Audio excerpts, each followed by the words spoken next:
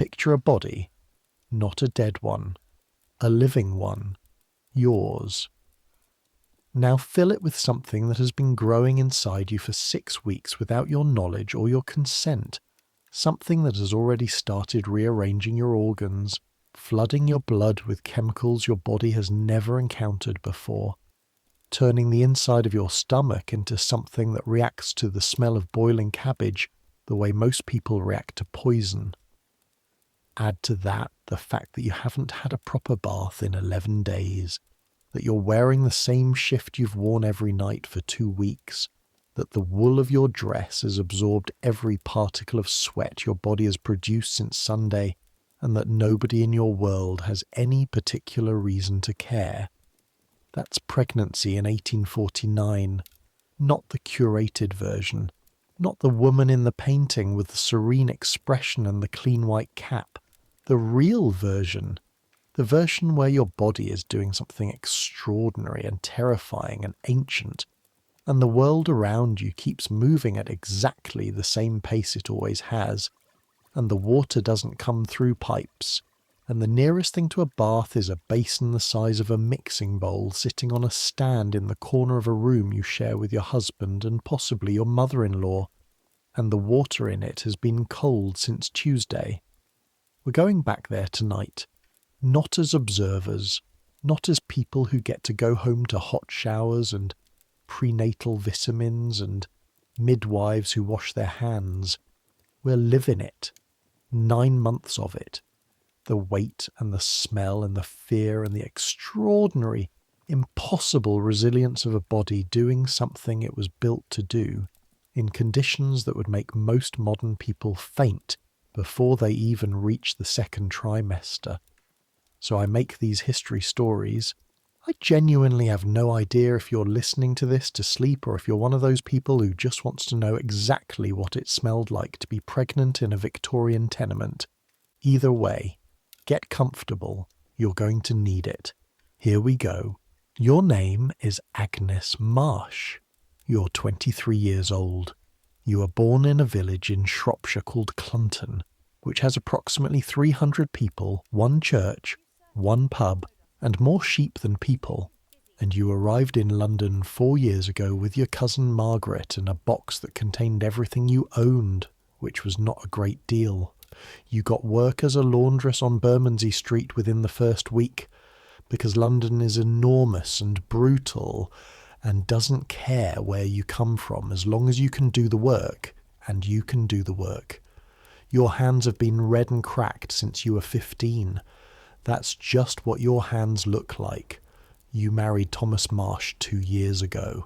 He's a porter at the Bermondsey leather tanneries, which means he comes home every evening carrying a smell that no amount of description will adequately prepare you for. The tanneries use urine, collected human urine, in vats to process the hides. He doesn't notice the smell anymore. You barely notice it either, which tells you something about what you've adapted to. You live in 2 rooms on the 2nd floor of a building on Neckinger Street that houses 4 other families. There is a shared privy in the yard below. There is a water pump 3 streets away. There are no pipes. There is no heating except the coal grate in the front room, which you light in the mornings and let die in the afternoons when the coal gets low, because coal costs money. The 2nd room, which is the bedroom, has no fireplace. In January the walls run with condensation. The window doesn't seal properly at the top. You've stuffed rags into the gap. You don't think of your life as particularly hard. It's just your life. It's what most people's lives looked like in Bermondsey in 1849.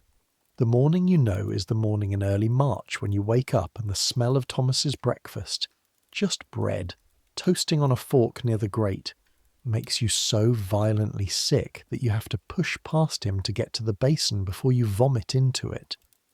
You stand there for a long moment afterward, hands braced on the rim of the basin, looking at the contents of your stomach floating in the water that was supposed to be for washing your face. Your hands are shaking slightly. There is sweat along your hairline even though the room is cold. Thomas is watching you from the doorway. He hasn't said anything yet. You wipe your mouth on the back of your hand and look at him. How long, he asks, just those 2 words. And you count backwards in your head, because you've been counting backwards for about 3 days without quite letting yourself admit what you were counting toward, and the answer is somewhere between 6 and 8 weeks, maybe closer to 8. A while, you say. He nods. He's 26 years old, and this is the first time this has happened to you both, and neither of you has any idea what to do, which is fine, because in 1849 there isn't very much to do. You are pregnant. The pregnancy will progress. In approximately 7 months, if everything goes as it should, there will be a baby. If everything doesn't go as it should, and there are many ways in which it might not go as it should, and you both know this without speaking it, then there will be something else, something you don't let yourself think about yet. I'll tell Mrs. Pierce, you say. Mrs. Pierce is your landlady.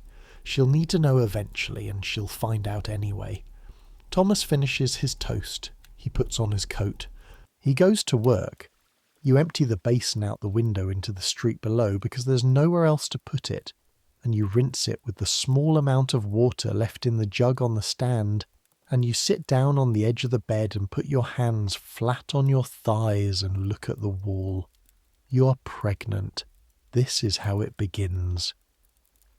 The first thing you need to understand about being pregnant in 1849 is that it doesn't stop anything. The laundry still needs washing. The coal still needs fetching. The water still needs carrying from the pump 3 streets away. The meals still need making, which requires going to the market, which requires walking past the fish stall on the corner, which from this point on becomes one of the most dangerous places on Bermondsey Street for you personally. The fish stall is run by a man named Horatio Briggs, who is perfectly pleasant and sells good fish at fair prices, and whose stock radiates an odour that begins at his stall and extends for roughly 40 feet in every direction. You have walked past this stall twice a day for 4 years without difficulty.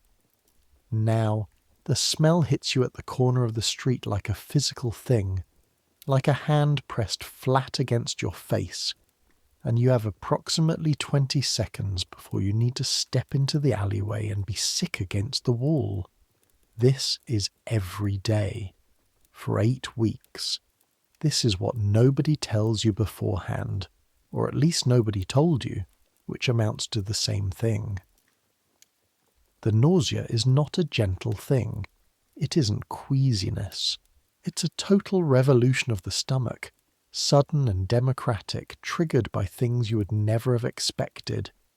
The specific smell of the coal smoke from the building across the yard, the way the fat smells when it renders in the pan, the animal smell of the leather that clings to Thomas's coat, even, memorably, on one terrible afternoon, the smell of the bar of soap you used to scrub the sheets on Mondays.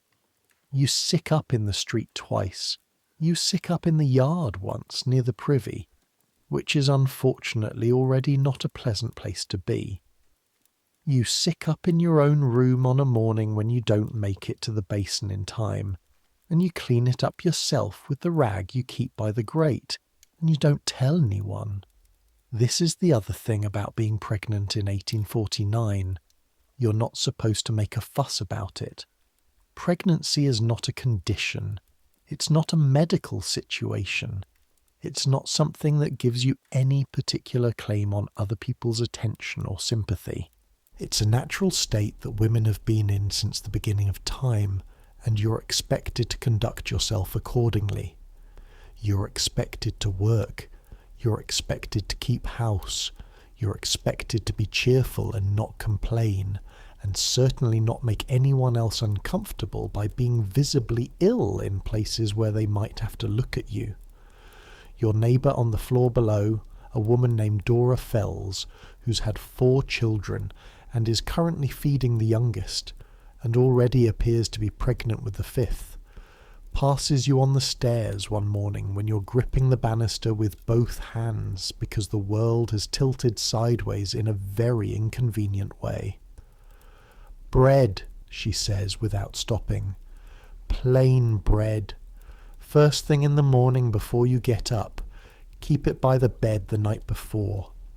She keeps walking. That's the extent of the advice, but she's right, and you take it, and it helps a little on some mornings. The bread has to sit on the stand by the bed overnight, which means it goes slightly stale in the damp room, and in the morning it tastes of nothing, which is exactly what you need it to taste of. You eat it lying on your side in the grey morning light, before you move, before you do anything, because moving is what starts the nausea, and the bread, somehow, inexplicably, puts a floor under it. Not a solid floor, more like a net, but it catches the worst of it. Thomas watches you do this without commenting. He gets up quietly. He goes to work. He leaves you there with your stale bread and your sideways world, and there is a part of you that is grateful for the quiet, and a part of you that wishes he would stay, and mostly you focus on the bread. Now here's what your daily washing routine looks like at this point in your life, and I need you to pay attention to this because it's going to become very important later. You have a basin. It is ceramic, white with a blue border, slightly chipped on one side where it was dropped during your move from the previous lodgings. You have a jug to match, or you did have a jug to match, but Thomas cracked it, so now you have a jug that's a different pattern. Brown earthenware which holds about a quart of water when you fill it. You have a rag that serves as a flannel. You have a small block of hard soap, the cheap kind, tallow-based, that smells faintly of the animal it came from. Every morning you pour some water from the jug into the basin. The water is whatever temperature it is, which in winter is cold and in summer is slightly less cold because it's been sitting in the room overnight. You wash your face. You wash your hands and forearms up to the elbow. You wash under your arms, which requires some rearranging of your clothing. On Saturdays, if you have time, you wash your feet. Once a month or so, if you have the energy and enough water, you do a more thorough job of the parts in between. A seated wash, bending over the basin in your shift, going section by section the way you learned from watching your mother. This is not a bath. This is called a strip wash, or a cat bath, or sometimes nothing at all because it doesn't have a name, it's just what you do. You've had actual baths, fully immersed in water, approximately 4 times in your adult life. Once at a relative's house in Shrewsbury, who had a tin bath and a fireplace big enough to heat water for it. Once at the public baths on Bermondsey Street, which cost 2pence and where the water was grey by the time you got into it because 12 people had used it before you.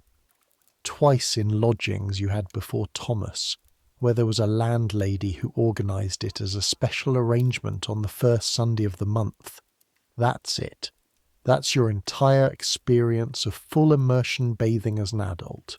And now you're pregnant. Here's what pregnancy does to your body's relationship with smell and cleanliness. And I want to be direct about this because the history books almost never are. Pregnancy makes you smell more. It's not a character failing. It's physiology. Your body temperature rises slightly. You sweat more. There are changes to your vaginal secretions which are normal and healthy, and also not something that a basin the size of a mixing bowl deals with effectively. Your skin changes, particularly around the breasts and underarms, and those changes have a smell. Your hair becomes oilier faster. Your breath changes because your digestion changes, and you're sick frequently, and the acid leaves a trace. All of this is normal. All of this is what happens when a body is growing a person. And all of it exists in a context where you have access to a quart of cold water in a ceramic basin and a tallow soap that costs a halfpenny, and you're doing laundry for other people's households 6 days a week in water that's already dirty before you start. You notice the smell of yourself. You notice it in a way you didn't before, or maybe in a way you couldn't allow yourself to before. Lying in bed in the mornings with your stale bread, in the moment before you move, there's a smell of the room, the coal dust and the damp wall and the faint leather and urine smell of Thomas, and underneath all of it, close and private, the smell of your own body. It's not terrible. It's not the smell of sickness. But it's present in a way it wasn't before, insistent, and there's nothing you can do about it, and you have 7 months still to go. You wash more carefully on the Saturdays when you can. You ask Thomas to bring home an extra jug of water from the pump on Tuesday evenings when his load from work is lighter. You're meticulous about your hands because your hands are your livelihood. Cracked hands let in infection, and infected hands mean you can't work. The rest of you manage as best you can. This is your reality. This is everyone's reality. Your neighbour, Dora Fell, smells the same way, and her husband smells worse, and the children smell the way children smell, which is a category of smell all its own. The woman on the 3rd floor, Mrs. Neal, who takes in sewing, smells of the tallow from her candles and the wool from her work. The building smells, the street smells, London smells. Everyone is managing the same impossible equation of limited water and a body that keeps producing things that need washing away. You're not unusual. You're not failing. You're just a woman pregnant in 1849. By the 8th week, the worst of the morning sickness begins to ease. It doesn't stop. Nothing about the nausea fully stops for another 4 weeks, but it retreats to manageable. The fish stool becomes navigable again if you hold your breath and walk quickly. The smell of the fat in the pan becomes something you can tolerate if you go to the other room while it's rendering and come back only when it's ready. Your body has started to change in other ways now. Your breasts are tender in a way that makes you wince when you wash them.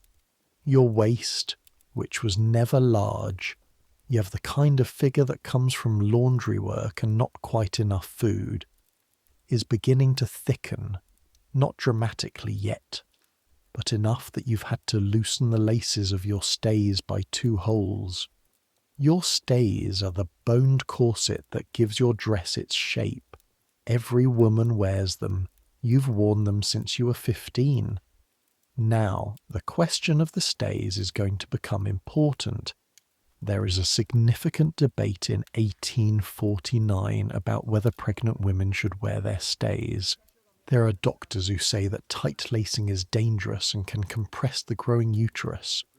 There are other doctors who say that goes without saying, and that no sensible woman would tight lace during pregnancy. There are also women, an enormous number of women, who continue to wear their stays throughout pregnancy because their employment depends on their appearance being respectable, because loose clothing marks them as someone who has let themselves go, because the structure of the stays is actually comfortable when you're feeling sick and bloated and everything hurts, and because frankly nobody's going to tell them what to do with their own body. You continue to wear your stays. You loosen them progressively as the weeks go by, letting them out a hole at a time, then 2 holes, then unlacing the bottom section entirely when your belly starts to push against the boning. The stays sit differently now, higher on your waist, serving more as a support for your back than as a shaping garment. Your back has started to ache. The stays help with the ache. The dress over the stays is your working dress, dark wool, navy with a small grey stripe, well worn at the elbows and hem but clean because you are a laundress, and clean clothes are a matter of professional honour. As the weeks go by, you let out the seams at the waist as much as you can. You let down the hems slightly to compensate for the way the front is beginning to ride up. You acquire a second skirt from a second-hand stall on Bermondsey Market, a size larger, dark grey, which you wear over everything, and which covers what needs covering. Nobody asks you directly. Mrs. Pierce, your landlady, looks at you one morning in early April when you're coming back from the pump, and nods in a way that means she knows, and you know she knows, and no words are needed. Your supervisor at the laundry, a sharp-faced woman named Mrs. Holloway, watches you carry a basket of wet sheets up the stairs one afternoon and says nothing, which is both a relief and a warning. As long as you keep up with the work, you're keeping up with the work.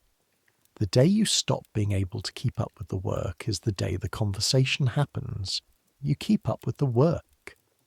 The laundry on Bermondsey Street is run from the ground floor and backyard of a building that processes sheets, table linens, and items of clothing for the hotels and restaurants on the better streets to the north. The work starts at 6 in the morning and ends when the work is done, which is usually around 8 or 9 in the evening. You're paid per piece on the larger items and per hour on the finishing work. You're on your feet the entire time. The water you work with is hot, genuinely hot, heated in a copper boiler over a coal fire, hot enough to scald you if you're not careful, and you've been scalded more times than you can count. Small burns on the wrists and backs of the hands that blister and heal and leave pale marks that layer up over the years until your forearms look like a map of everywhere you've been careless. The work is steamy. The room is always steamy, even in winter, the whole building exhaling through the open door and the window at the back that doesn't close properly. The steam is wet and smells of the hot wash, of the borax and washing soda you use to treat the linens, of the starch in the copper, of the clean wet smell of good quality linen doing what linen does. It's not an unpleasant smell. It's the smell of your working life, and you know it the way you know your own heartbeat.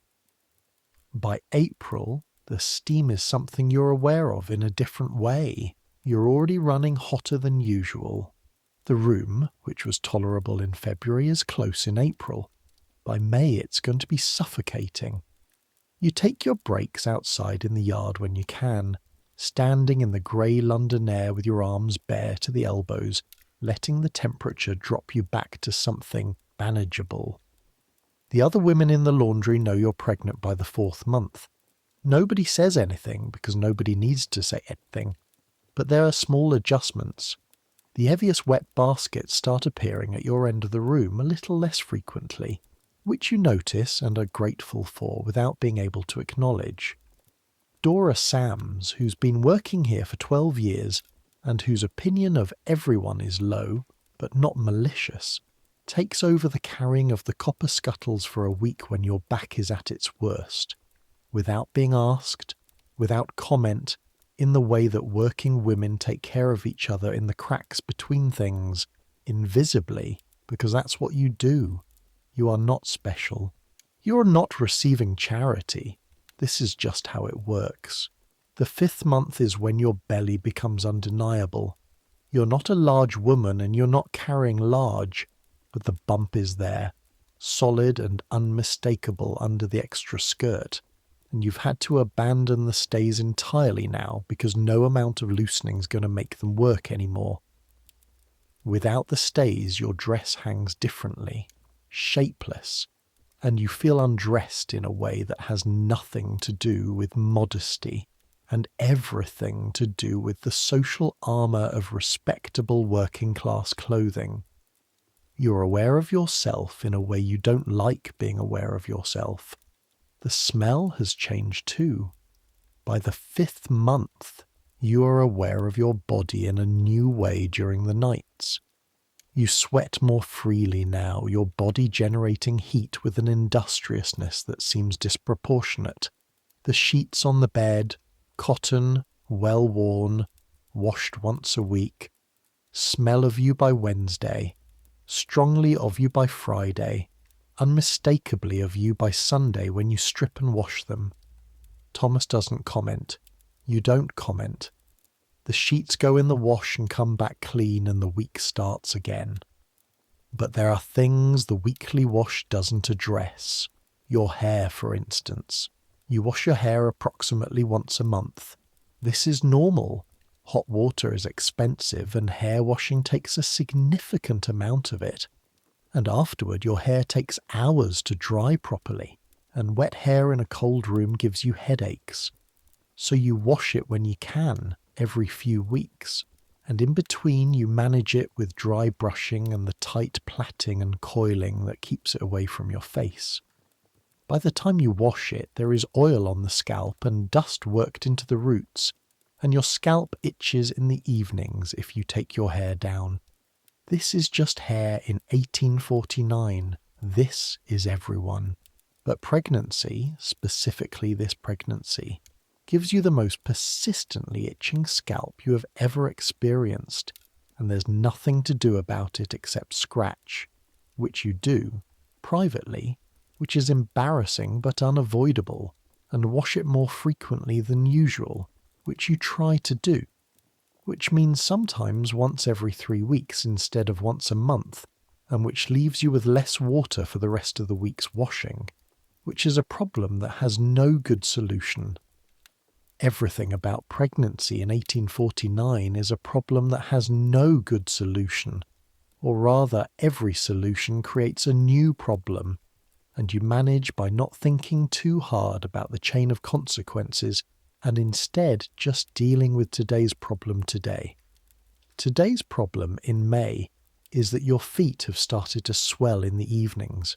Your boots are the good ones, the ones Thomas saved for 2 months to buy you when you got married, proper leather boots with buttons up the side, sturdy and well made. You cannot button the last 3 buttons anymore. You leave them open and hope nobody looks at your ankles. Mrs. Holloway looks at your ankles. She looks at them and looks at you and looks away without speaking. You go back to work. The ankle swelling is uncomfortable, but not dangerous. Dora Fells, who has become a source of practical information delivered in her characteristically brief way, tells you to put your feet up in the evenings. You put your feet up in the evenings when you get home, sitting in the chair by the cold grate with your boots removed and your feet on the footstool that was in the room when you moved in, and that you've never questioned the ownership of. Thomas brings you tea, sometimes, when he remembers. Sometimes he falls asleep in the chair across from you and the tea doesn't happen, and you sit there with your swollen feet and your growing belly and the sounds of Neckinger Street coming through the window, and this is your life, and it is your life, and you are in it. Here is what Thomas knows about pregnancy, which is not very much. He knows that it happens. He knows it takes 9 months. He knows it ends with a baby, and that it might also end with you dying. Because everyone knows this. Because this is 1849. Because mothers die in childbed. His own mother died not from childbirth, but from fever when he was 11. But 2 of the women on his street growing up died in labour or shortly after, and one of the women at his workplace lost his wife last year and the baby too. And this is simply a thing that is known by everyone and not spoken of directly, but present in every room like weather. He goes about his work. He brings home his wages. He doesn't know what to do, and there's nothing specific he's supposed to do. Not yet, not until it's time. And so he does nothing differently, and you carry on. This is not a criticism of Thomas. There is nothing specific he could do.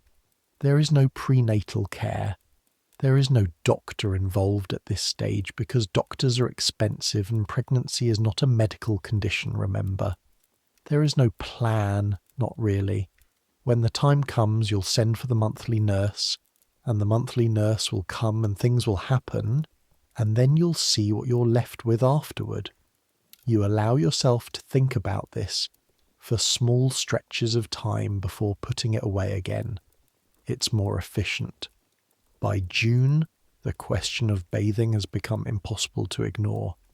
June in Bermondsey is hot, not the kind of hot that modern London gets, which is uncomfortable but manageable, but a dense, wet heat that seems to rise from the streets themselves, which are dirt and cobblestone and horse dung and the drains that run along the sides, the drains that carry the household slops, and the water from the privy, and the seepage from the tanneries, all of it sitting in the heat and becoming more intensely itself. The smell of Bermondsey in June is something you can taste, and you, at 6 months pregnant, are part of the smell. You don't stink. You want to be clear about this, because there's a tendency in these stories to sensationalize what was simply a different standard, and sensationalizing it misses the point. You don't stink the way something rotten stinks. You smell of a body that's been working, sweating, and managing itself with limited resources for 6 months, while also growing a person. You smell of the specific chemistry of pregnancy, which has its own notes. You smell of the laundry soap and the tallow and the coal smoke and the particular damp of your building. But you are aware of yourself in the heat of June in a way that is new, and the awareness is unwelcome. You wash more carefully in the evenings after work, getting Thomas to bring up extra water, stripping down to your shift in the bedroom, and going over every reachable part of yourself with the flannel and the soap, leaning over the basin. Your belly complicates this process now. You can't bend forward the way you used to. You have to work around it, approaching yourself from the sides, which takes twice as long and doesn't do as thorough a job. Some parts of your body are becoming genuinely difficult to reach. The underside of the belly, the lower back, the places where the skin has started to fold differently. You manage. You always manage. But you are counting down in a different way now. Not just the weeks until the baby comes, also the weeks until your body is your own again, yours in a way you can actually access and clean. There is something else happening in the 6th month that nobody mentions and that you don't mention to anyone. The discomfort of being unwashed is not only physical, it's also psychological in a way you don't have the vocabulary for but can feel clearly. You're a clean person. You pride yourself on being a clean person. Your sheets are clean, your dress is clean, your hair is pinned back properly. Cleanliness, in your world, is not just about hygiene. It's about respectability. It's about the visible management of a body that has limited resources, and the pregnancy is making it harder to be as clean as you want to be, in ways that feel like they're happening to you whether you cooperate or not. And there's something helpless about that helplessness that you carry around like a stone in your chest. You don't talk about it. You carry it. You wash what you can, when you can, and you keep going. The 6th month is also when the baby starts to move in a way you can feel clearly. Before this, there was occasionally a sensation that you couldn't quite locate. A flutter or a shift that you weren't sure was the baby, or your digestion, or your imagination. But now it's unmistakable.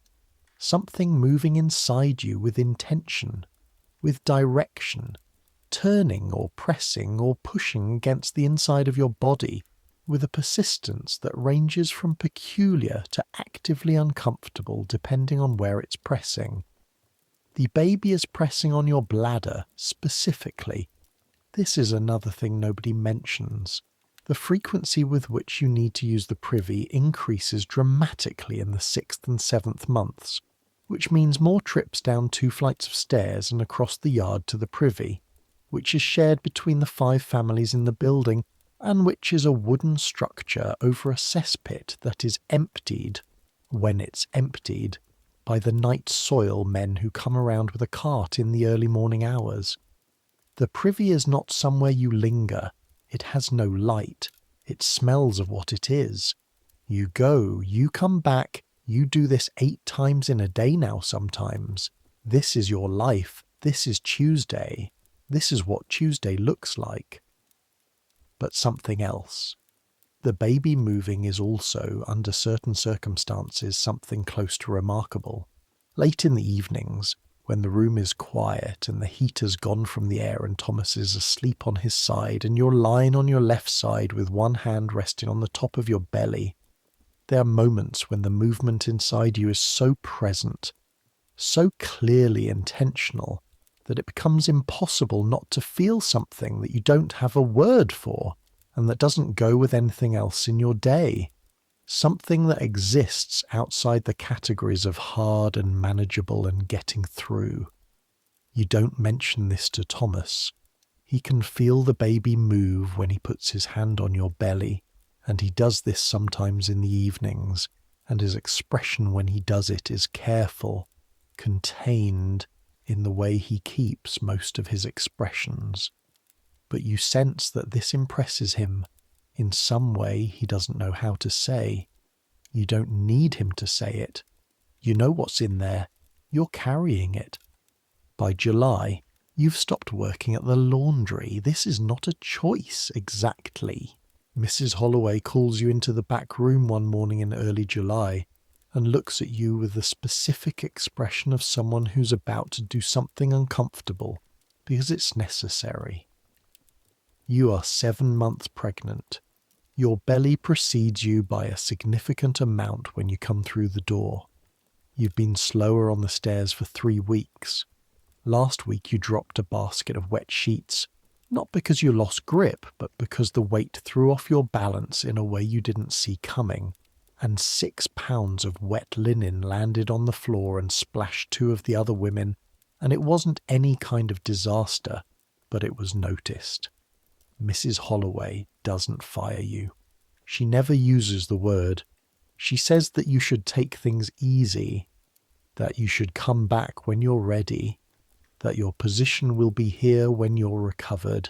She says this knowing, and you knowing, that when you're recovered is an open question, that babies change women's lives in ways that can't be predicted, that she'll keep your position for 2 months and after that it depends on how things are.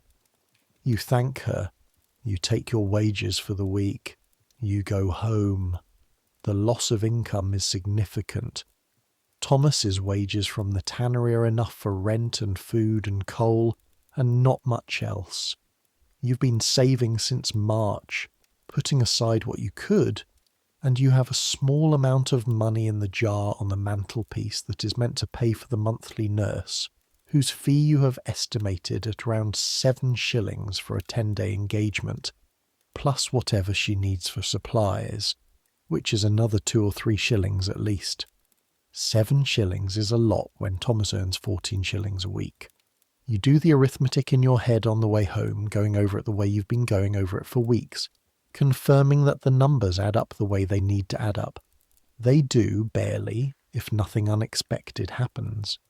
Nothing unexpected in 1849 in a body approaching labour is not a guarantee, but you work with what you have. The monthly nurse you're planning to hire is a woman named Mrs. Cobb, who was recommended by Dora Fells, and also by the woman who runs the chandler's shop 3 streets away.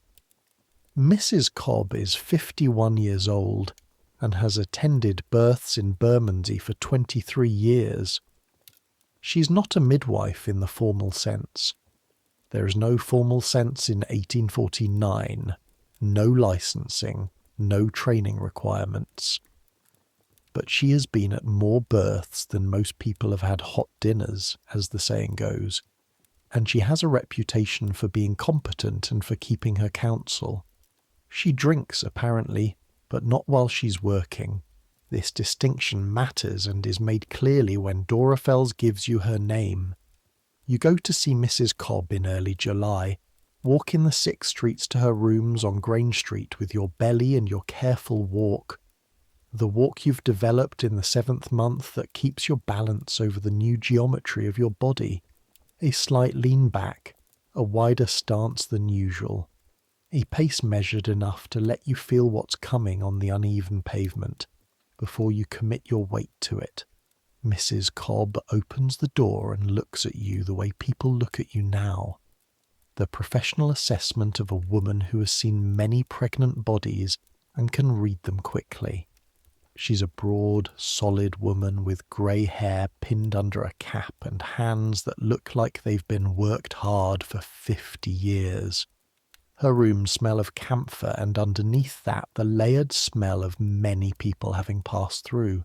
She asks you how many weeks, and you tell her, and she asks if there have been problems, and you tell her about the ankle swelling and the back pain and the nausea in the early months, and she listens with the concentrated attention of someone for whom this information is actually useful.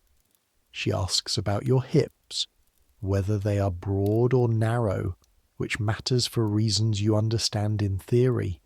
She's satisfied with your answers. She tells you her terms. 7 shillings for the first 10 days, including the delivery itself and everything after. If complications require her to stay longer, it's another shilling for each additional day. She will need to be sent for when the labour begins, and she will come as quickly as she can, though she may be engaged elsewhere and cannot always guarantee immediate arrival. You should not wait until you cannot move to send for her. You agree to her terms. You shake her hand. Her hand is firm and dry and feels like the hand of someone who knows what they're doing. You walk home with the arrangement settled, and this is the first time since March that something about the situation feels not exactly under control, but at least organised. There is a plan. The plan has a person attached to it. The person has a reputation. This helps. The last 2 months are the months of the body. Everything becomes body. Your body is the weather you live in, the landscape you navigate, the problem you're constantly solving. The august heat is insupportable in a way that has nothing to do with the thermometer and everything to do with carrying an extra person on the front of your body all day. You move slowly. You sleep badly. The baby is positioned in a way that means its feet are somewhere near your ribs, and every so often, usually at night, usually just as you've gotten close to comfortable, there is a sharp jab against the inside of your rib cage that brings you instantly awake, gasping, certain for half a second that something has broken. Nothing has broken. It's the baby moving. It's fine. You breathe. You wait for the pain to subside. You lie there in the dark room listening to Thomas sleep and to the sounds from the street outside, the cartwheels and the voices and the dog that lives at the end of the alley and seems to bark at nothing at intervals all through the night. The smell of the room in August is heavier. Your body in August has given up a great deal of ground. You wash carefully in the mornings and it helps for a few hours, and then the heat reasserts itself, and by afternoon you can smell the sweat on your own shift, specifically under the arms and in the fold under the belly where the skin has started to touch itself in new ways. There is a rash there in the fold from the skin rubbing against skin in the heat. You powder it with the potato starch from the kitchen, and it eases but doesn't go away. You've let yourself cry about it once, on a Thursday in August, when Thomas was at work and the room was unbearable, and the rash hurt and your feet were so swollen you'd had to give up on the boots entirely, and were going about in a pair of Thomas's old working slippers, and the jar on the mantelpiece was looking very full for the first month of him being the only wage, but it wouldn't look full for long. You sat in the chair and cried for 20 minutes, steadily and without drama, the way you do everything, and then you blew your nose on your handkerchief, and you stood up carefully, and you went to fill the jug from the bucket you'd brought up that morning, and you washed your face and you got on with the afternoon. You did not write about this in a diary because you don't keep a diary. You did not tell Thomas because there was nothing he could do. You filed it in the place. You file things that need to be filed. The preparations for the lying in begin in August. The lying in is the period surrounding the birth, during and immediately after, and the room where it takes place is the lying in room, which in your case is the bedroom because you have exactly 2 rooms and this is the only option. The room needs to be made ready in a specific way, and there are specific things that need to be gathered, and none of them are things you haven't thought about, but some of them are things that require either money or preparation that takes time. The first thing is the bed linen. You need old linen, the kind you don't mind ruining, which in your case is the sheets that have gone thin in the centre and that you've been mending with patches for 2 years. These go on the bed first, and over them you lay a piece of oilcloth, if you can get oilcloth, which costs 8p for the smallest piece, and over the oilcloth the decent sheets, so that when the decent sheets are pulled away during labour, the oilcloth is there, and under the oilcloth the old sheets, and the mattress underneath them all is at least partly protected. You walk to the market in late August and buy the oilcloth. This is a specific kind of misery.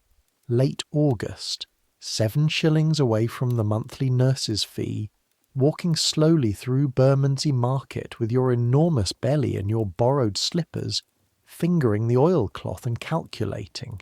You buy the smallest piece. It will be enough. The second thing is the child's linen. You need the baby's things, the napkins, the bands to wrap around the belly, the cap, the long gown, the binder for the navel cord. Some of these you've made yourself over the past months in the evenings. Plain hemming, not skilled work, just the long, careful stitching of the napkins from pieces of old linen that Dora Fells gave you, and the gown from a worn sheet that was too far gone to mend but still had good fabric in it. You've done this work in the evenings by the light of the candle on the window ledge, and you're not a skilled seamstress, but you're careful, and the work is good enough, and the baby's not going to care about the quality of the stitching. The third thing is your own shift. The shift, the long chemise you wear under everything, the garment closest to your body, is the garment you'll be wearing when you give birth. This is non-negotiable. You don't give birth naked in 1849, or rather, decent women don't give birth naked. The monthly nurse and the midwife and any other woman in the room, and there might be other women, neighbours who come to help, women are often there. They are all women, yes, but that doesn't mean you expose yourself to them in any more than the necessary minimum. The shift is practical. It can be raised. It covers what can be covered. It is the management of modesty under impossible circumstances. Your shift is your everyday shift, the one you sleep in, the one you wear under your dress. By this point it has been laundered several times since March, but it has also been worn for 9 months of pregnancy, and it bears the history of that on it, in the way fabric absorbs the chemistry of its wearer, in the slight darkening at the underarms and in the particular softening of the cotton at the belly where it's been stretched. You wash it carefully in late August, washing it by hand in the basin rather than sending it to the laundry, laying it over the chair back to dry and putting it back on the next morning. This is the shift you'll give birth in. This is the shift that will be pulled up around your hips. It will be stained during labour and after, and then, if everything goes as it should, you'll wash it again. Mrs. Cobb comes by in late August to look at the room and confirm the arrangements. She looks at the oilcloth and nods. She looks at the bed and tests the height. She needs to be able to stand at the side and work, and some beds are too low, and decides it will do. She asks about hot water supply, and you tell her about the kettle and the pot on the grate, and she nods. She looks in the corner where the basin is and nods again. She gives you a list of what else to buy. String for tying the cord. Old rags, clean ones, more than you think you need. A bottle of gin, not for you, for her. Not to drink, she says at your expression. For sterilizing. Well, and perhaps a small glass when we're done.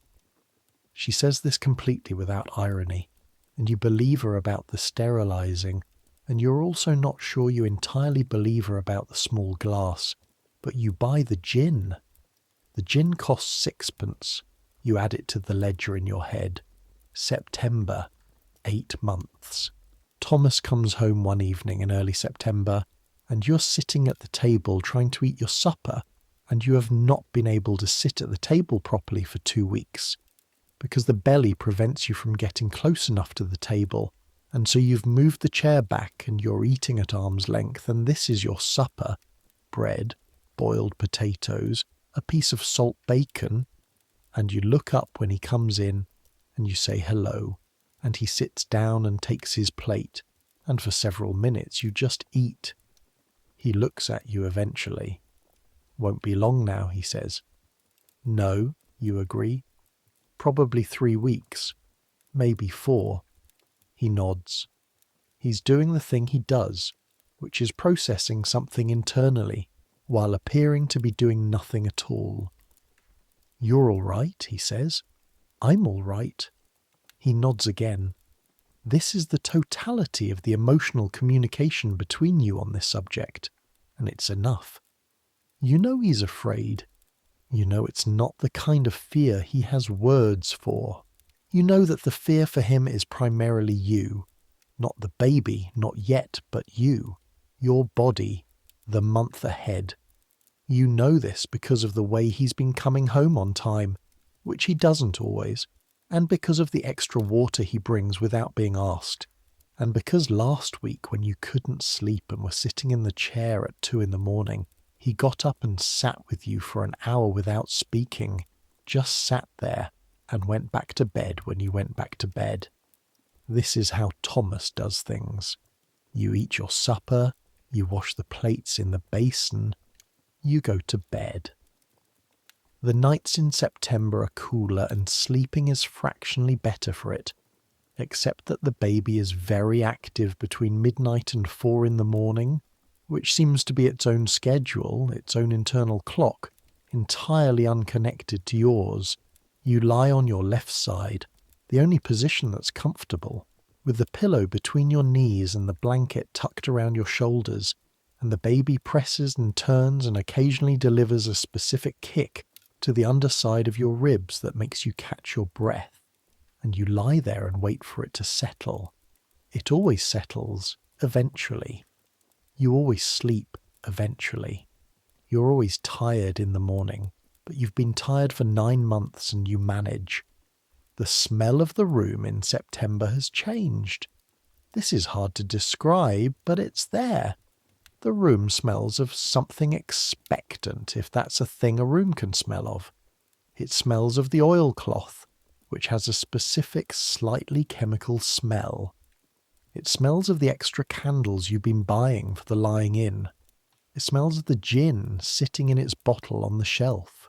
It smells of pregnancy, which is the smell of everything in the room, plus yourself, plus something underneath that you can't quite identify, and that you've decided is just what this is, the smell of a body at the end of 9 months of work. You wash more often now. It's become a kind of ritual. Every evening, while Thomas is downstairs or at the pump, you wash yourself carefully with the warm water. You've been heating the water before washing, not always, but now, because the cold water makes you shiver in a way you can't afford to shiver, going over every reachable part, twice in some places. It helps. It makes you feel more like yourself. The parts of yourself you can't reach anymore. The lower back, the backs of the knees, You do the best you can with the flannel on a long handle that you've improvised by tying the flannel around a wooden spoon, which is not elegant but is functional, and you wash what you can and you move on. The baby's things are washed and folded in the drawer you've cleared out. The little gowns, the napkins, the long binder, the small wool cap you knitted yourself badly. You're not a good knitter. You've never been a good knitter, but the cap will keep the baby's head warm regardless of the quality of the knitting. You've looked at these things in the drawer several times. You don't look at them for very long. And then one morning in the last week of September, you wake up before the bells. The room is dark. Thomas is still asleep. You're lying on your side with the pillow between your knees, and something is different.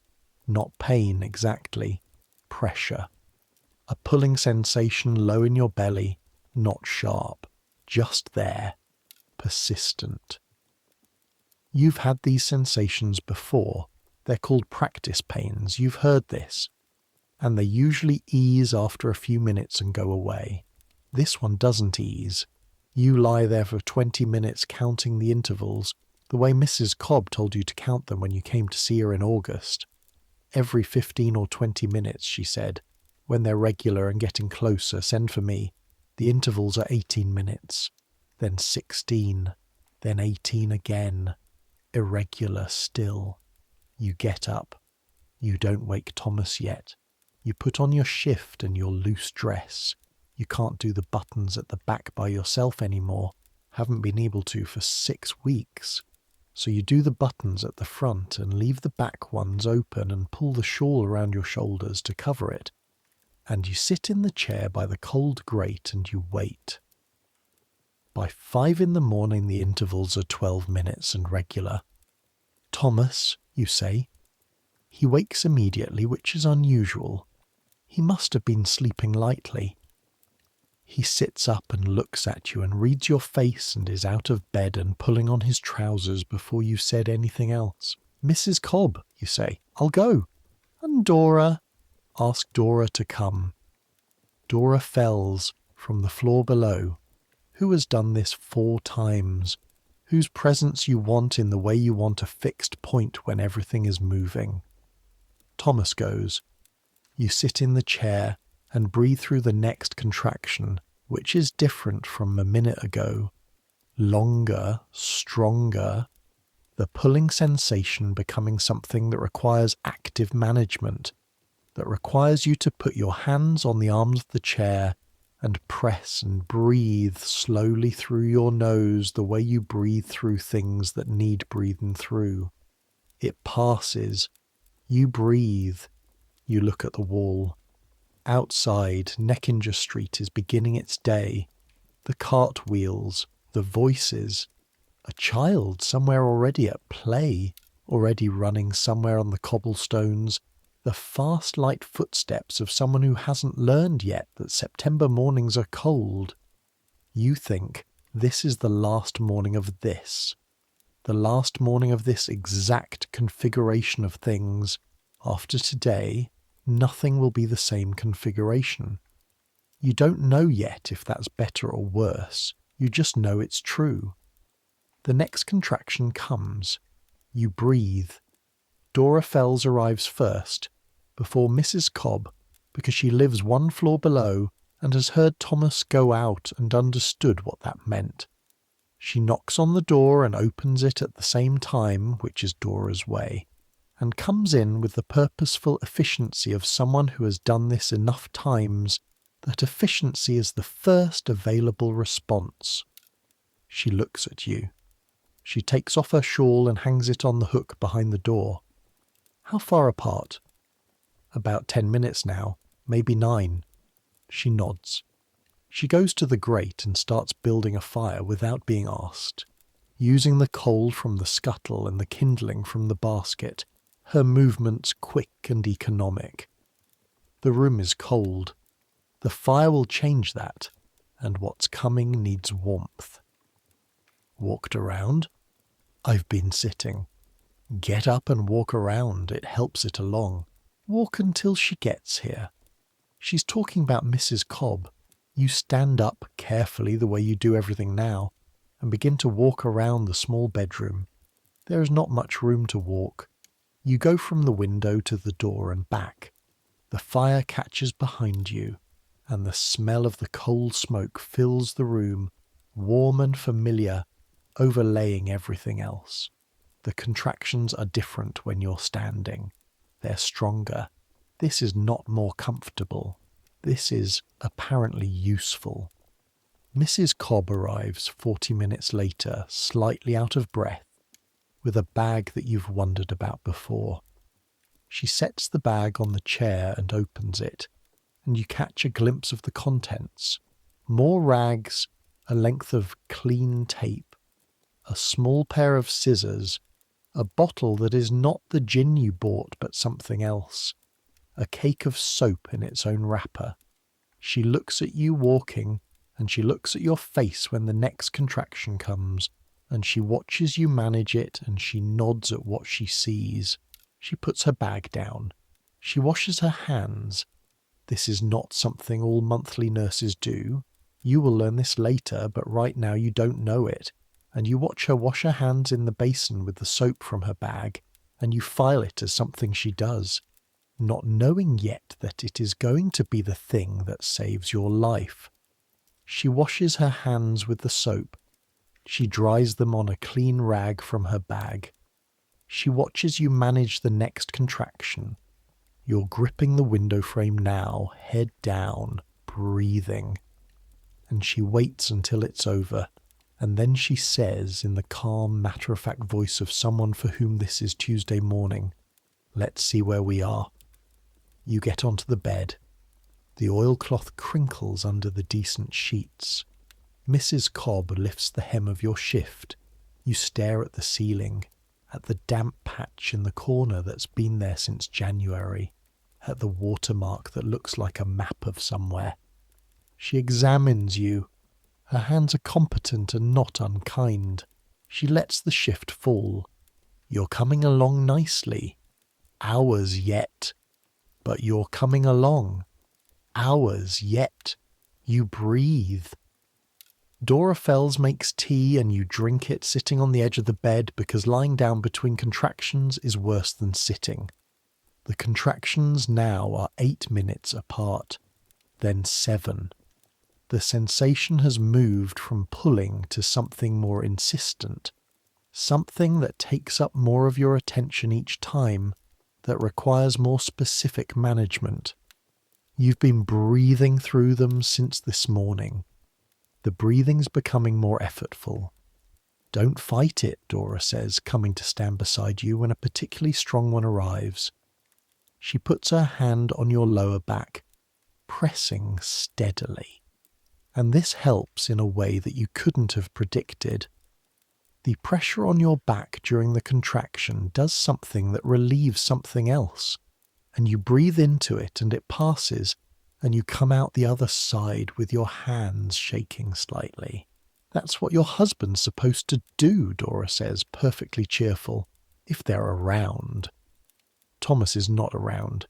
He was sent back to work because there's nothing for him to do and nothing for him to see, and the presence of men at labours is not customary, not expected, not something anyone would think to arrange. He knows you're in labour. He'll find out the rest when it's over. This is how it works. You walk again between contractions, because Dora is right that it helps things along, and Mrs. Cobb agrees and you want things to be along. The room is warmer now from the fire and from the bodies in it. 3 women, 1 in labour, and the smell of the room has become specific and animal. You're aware of your own smell in a way that strips the morning of anything but the immediate. This is no longer a situation in which the question of whether you've washed recently is a relevant question. This is a situation in which the only relevant questions are the ones Mrs. Cobb is tracking with her periodic examinations, the careful assessments of progress, the nods that mean something is happening the way it's supposed to happen. Somewhere around noon, the something that is happening shifts. The contractions change quality.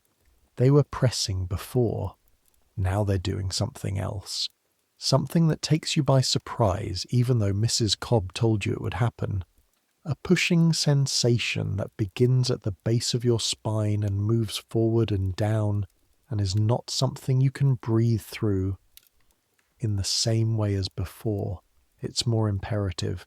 It has a direction. There we are, Mrs. Cobb says.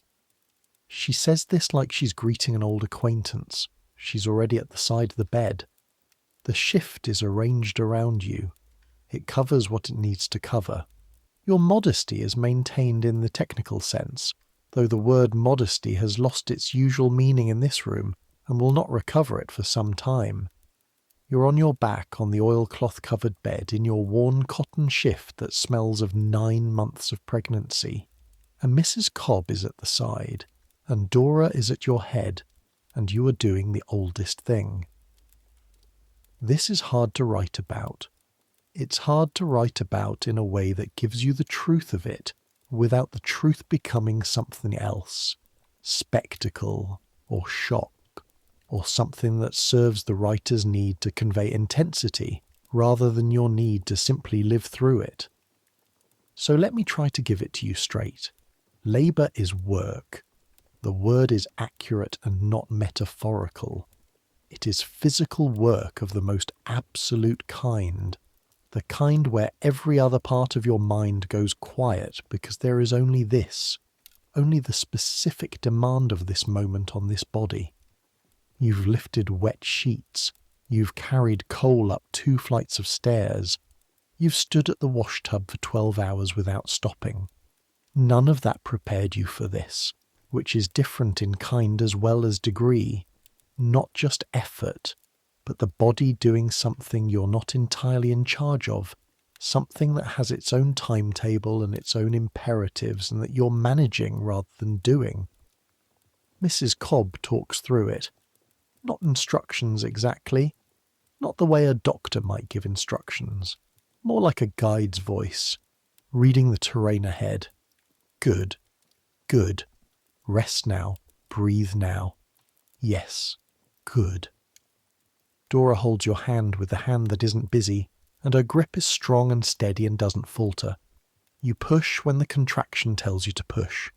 You breathe when it tells you to breathe. You manage, which is what you do with everything. And then there is a moment, a specific, unrepeatable, purely physical moment when something changes, when the geometry of the room changes, when there is a sensation that has no comparison in any other experience and that you will spend the rest of your life without the vocabulary to describe accurately. Mrs. Cobb says, there. And you feel, there. The baby is a girl. She announces this to the room in a voice that begins small and escalates quickly, with the urgency of someone who has been held somewhere uncomfortable for too long and has things to say about it. The sound fills the room, fills the building, fills the afternoon air of Neckinger Street, and Dora Fells makes a sound that you've never heard from her before, a sound of pure, unreserved relief. And Mrs. Cobb wraps the baby in the towel she's had warming by the fire and puts her, this extraordinary, furious, wet, red, specific person, on your chest, and this is the moment, under everything, under the 9 months, under the wash tub and the cold water and the oilcloth and the gin and the 7 shillings and the counting backwards, under the smell of the room and the ache in your back and the 100 small indignities of a body doing this without enough support or enough water or enough of anything. Under all of it, this, the weight of her on your chest, the sound of her, the specific animal warmth of her, your hands on her back, on her head, through the towel. You've been managing things all year. This is the first thing in 9 months you don't have to manage. You just hold her. Mrs. Cobb finishes her work. The cord is tied with the string you bought. cut with the small scissors from her bag. There are things that happen afterward that you are barely present for because you are present elsewhere, entirely in the weight on your chest. Dora moves around the room efficiently. Mrs. Cobb washes her hand again in the basin with her soap. The fire in the grate pops and settles. The baby, on your chest, begins to breathe with the slow, rhythmic patience of someone who's arrived somewhere and decided to stay. You think, she's here, this is her, and then, under that, you need to wash this shift. The thought arrives so matter-of-factly that you almost laugh, except you don't have enough to spare for laughing, not yet. You'll laugh tomorrow maybe when you're less tired. But the thought is there and it's yours and it's very much you. The shift needs washing. It will need very thorough washing. And the sheets, the oilcloth sheets, and the towels, and the... Mrs. Cobb from across the room says, "Don't think about the laundry." You stare at her. She meets your eyes calmly. They all do it. I've had women cataloguing what needs washing while they're still delivering the afterbirth. You're all the same. Dora Fells laughs. It's a real laugh, Dora's laugh, short and genuine. You look back down at the baby. Agnes, you say to her. Not a name you'd discussed with Thomas. You hadn't. You hadn't been able to make the discussion real enough, but it's there, arrived with her, and it fits. Agnes. Your own name, and she can be whoever she is with it. She opens her eyes. They're dark, unfocused, finding nothing. She blinks. Hello, you tell her. Now here is something you need to understand about the next 10 days, because the 10 days after the birth are where the real danger lives. And in 1849 almost nobody fully understands why. The room is going to be sealed. This is the lying-in room. A mother who has just given birth is considered dangerously vulnerable to cold and night air and external disturbance, and the response to this vulnerability is to seal her in. Curtains drawn, windows shut, fire burning day and night, the door kept closed.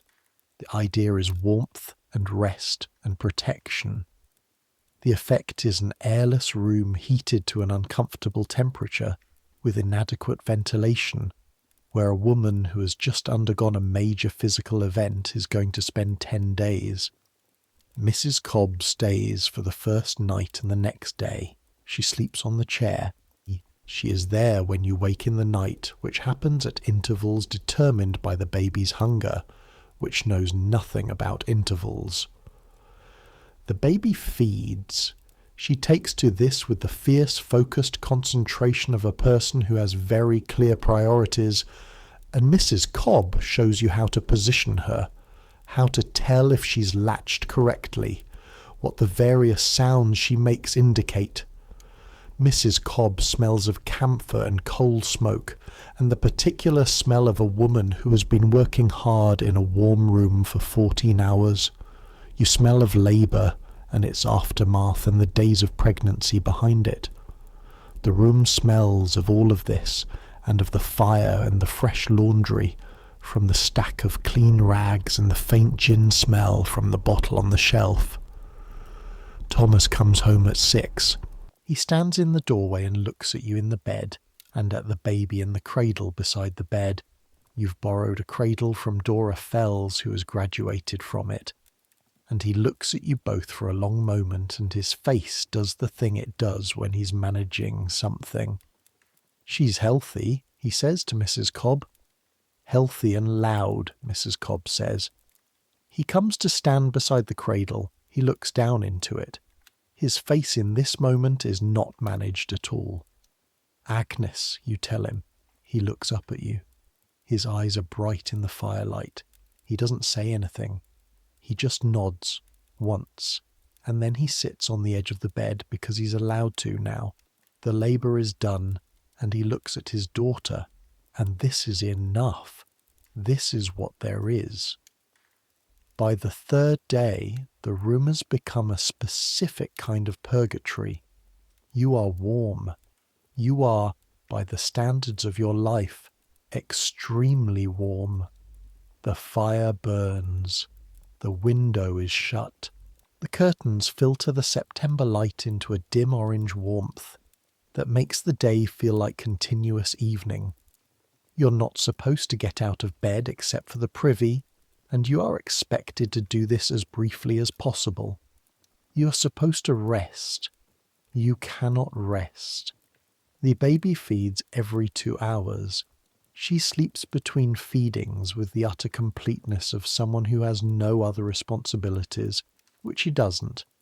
You sleep when you can, which is in fragments, 40 minutes here, an hour there, broken by the baby's announcements of need and by the activities of Mrs. Cobb moving around the room, doing the necessary things, and by the sound of the building, the families below, the children on the floor above, the street outside, all of which sounds distant through the closed window and yet present enough that sleep remains a thing you approach without arriving.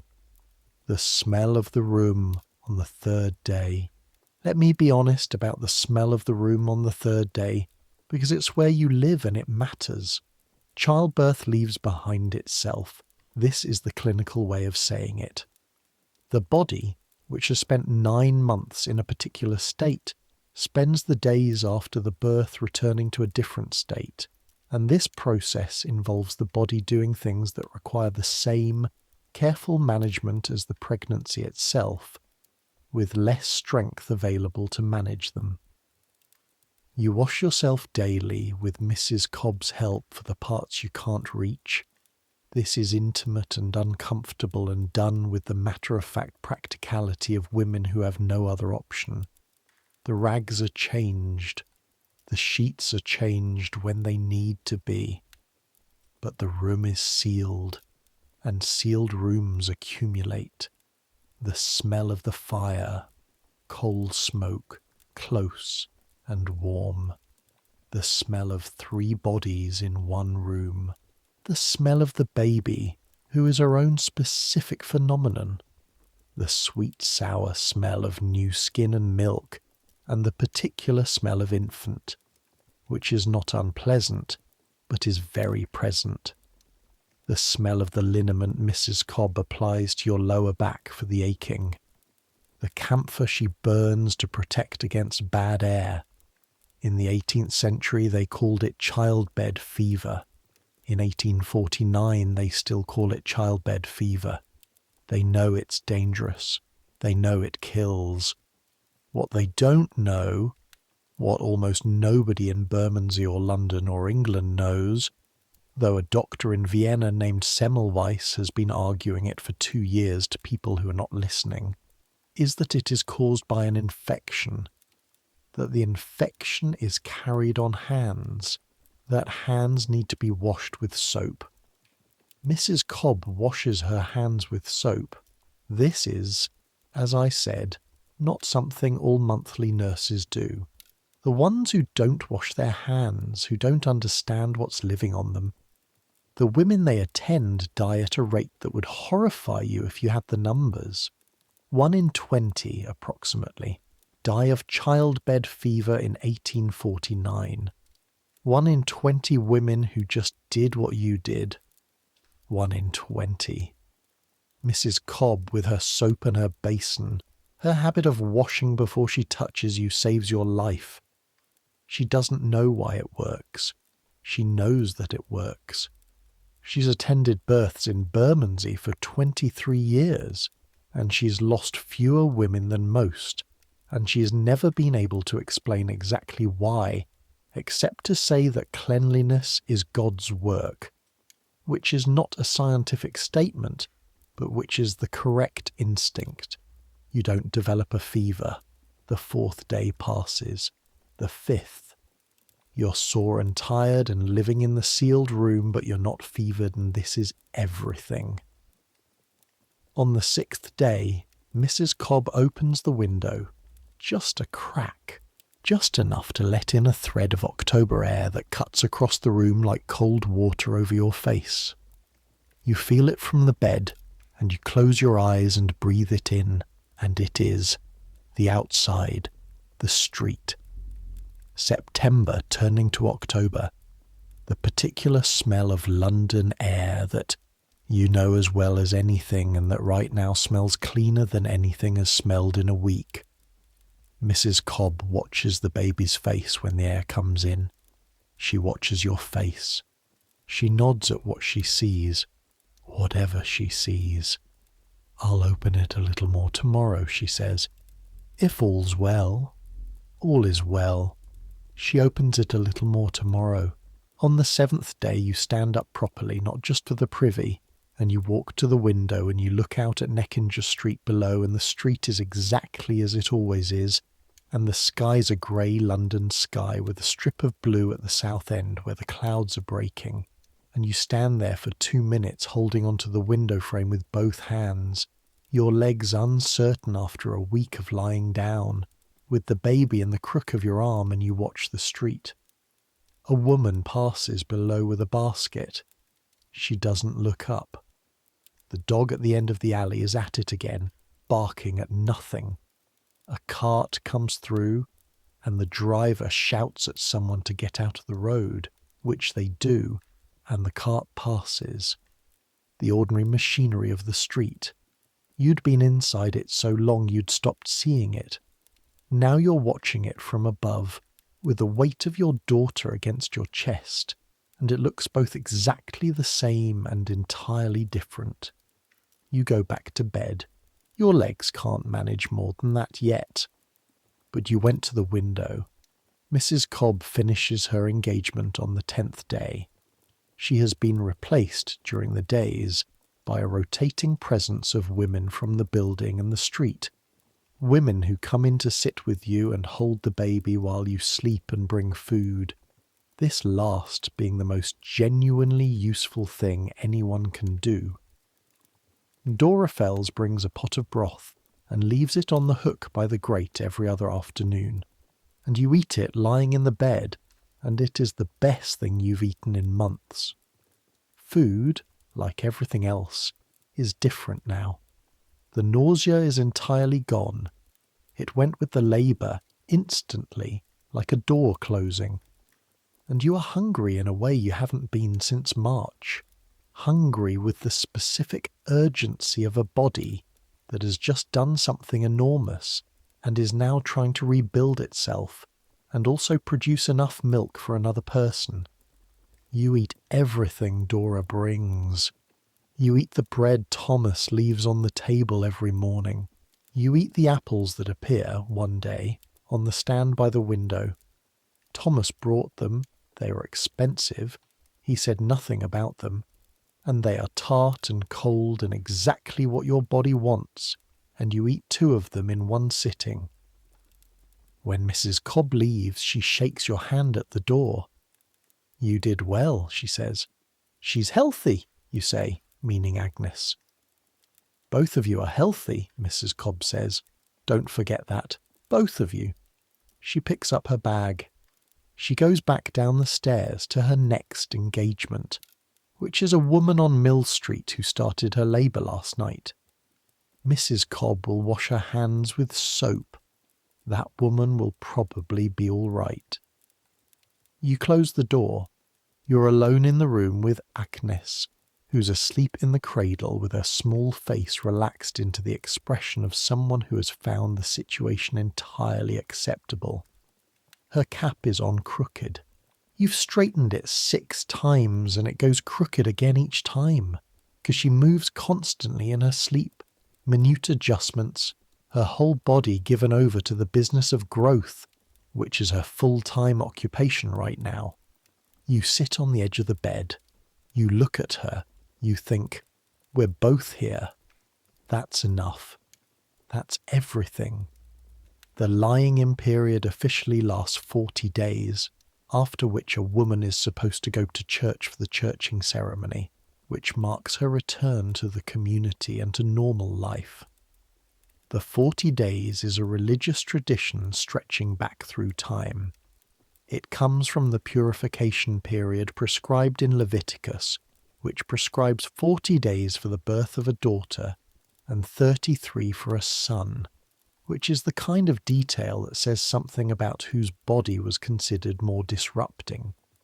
And in 1849 it is observed more in spirit than in letter by most working-class women who cannot afford 6 weeks away from work. You observe it in a modified form.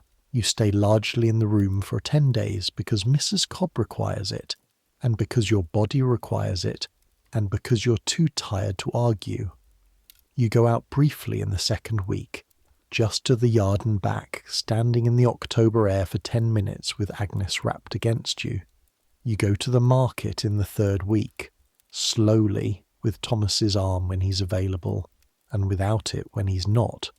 And you manage the fish stall without difficulty, because the pregnancy-specific nausea is gone, and Horatio Briggs and his fish smell have returned to their pre-March relationship with your stomach, which is one of perfect neutrality. The 40-day churching falls on a Sunday in November. You wear your good dress, the dark blue wool, which still doesn't fit perfectly but fits better than it did a month ago. The body recovers unevenly at its own pace, and you're thinner in the arms and face than you were before, and still rounder at the waist than you'll eventually be. And none of this matters because the dress is clean, and your hair is pinned, and you've washed your face and hands with a good soap this morning, and you are presentable. Agnes is in her long gown and her cap, the cap that goes crooked, and her wool wrap that was a gift from Dora Fells. You go to the church on Bermondsey Street. The ceremony is brief and quiet. A prayer, a blessing, the vicar's words about return and health and gratitude. You kneel in the front pew with Agnes in your arms, and you bow your head, and you feel the quietness of the church, the tall, cold space of it, so different from the room you've been living in for weeks. When you come out into the November street, the sun is out thin and bright, laying long shadows on the cobblestones. Agnes blinks at the light. Thomas is waiting outside. He's wearing his good coat. He takes Agnes from you, carefully, with the careful hands he uses for her, and he holds her while you come down the church steps and they stand there together on the pavement of Bermondsey Street, the two of them, October becoming November in the light. You stand beside him and you look at your daughter. She looks back. She's 41 days old. She weighs 7.5 pounds, approximately. You have no accurate way of weighing her, but that's your estimate. She has dark hair that looks like Thomas's, and when she's annoyed, an expression that Mrs. Cobb said looks exactly like you. She is the healthiest fact of your life. She is going to need constant washing, which will be complicated and cold, and involve the same insufficient basin and the same tallow soap. She is going to be impossible and exhausting, and she is going to change everything, and none of this is going to be simple. You know all of this. You stand on the pavement in the November sun, and here's what else you know. What you've learned in the past 9 months, what has been woven into your body along with everything else. You can do this. Not because it's easy, not because there are sufficient resources, not because someone provided you with appropriate support and clean water and a room with heating and doctors who wash their hands and all the things that would make it easier and that don't exist here and won't exist here for decades, because you are a woman who carries things, who manages what needs managing, who breathes through what needs breathing through, and stands up on uncertain legs to go to the window and watch the street when the window is finally, mercifully opened. Because you have always known how to do this. Because your mother knew, and her mother knew, and every woman on Neckinger Street and Bermondsey Street and every working street in every city where women have lived in limited rooms with limited water and unlimited work. They all knew. They all did this. They all carried what needed carrying. This is your inheritance and your practice and your life. You put your hand on Thomas's arm. He looks at you. Agnes looks at the sky. Ready, he says.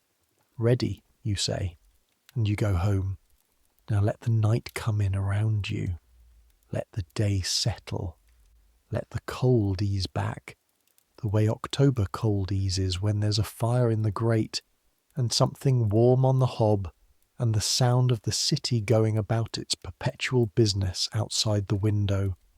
Softer now, the way the city is always softer in the evenings, the cartwheels quieter, the voices carrying a different register, less urgent, more tired, the long day done. Let the room fill up with everything that matters tonight. The warm air from the grate, the particular smell of the fire, coal, familiar, always the same, the sound of the baby breathing which you can hear from the cradle now, the small steady rhythm of it, the most reassuring sound you've ever heard. The sound of Thomas in the chair, his breathing slow, his head nodding towards sleep before he's finished his tea, the way he does when he's been at the tannery since before dawn. Let all of this come in around you. You've done something enormous this year. You've done it in conditions that most people reading about it 2 centuries later will struggle to fully comprehend, not because they're not paying attention, but because the gap between then and now is a gap in what the body expects, in what it's used to, in what counts as minimum. And you did it anyway.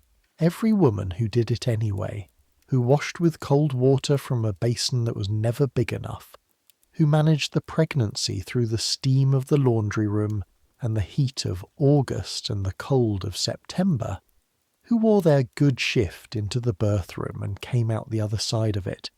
Every single one of them did something that deserves more than the historical footnote it usually gets. They were here. They were doing this. In rooms like yours, on streets like Neckinger, with wages that never quite covered everything, with water that had to be carried 3 streets and heated over a coal fire, with bodies that were doing something astonishing and were expected to keep doing everything else at the same time. They were here, and now they're in you somehow, in the way history works, not just in the books, but in the body itself, in the particular resilience of it, in the way it knows how to carry what it has to carry. Let that be your comfort tonight if you need comfort. Let their quiet, practical knowledge be the thing that settles around your shoulders as the fire dies back and the room goes still. Let the baby's breathing be the sound you listen to, the steady, unhurried rhythm of it. Someone who has just arrived and already knows how to rest. Let it carry you down. The sounds of the city thin out. First the carts, then the voices, then the dog at the end of the alley, who finally finds his peace, or gives up, or simply stops, and the alley goes quiet. The fire settles.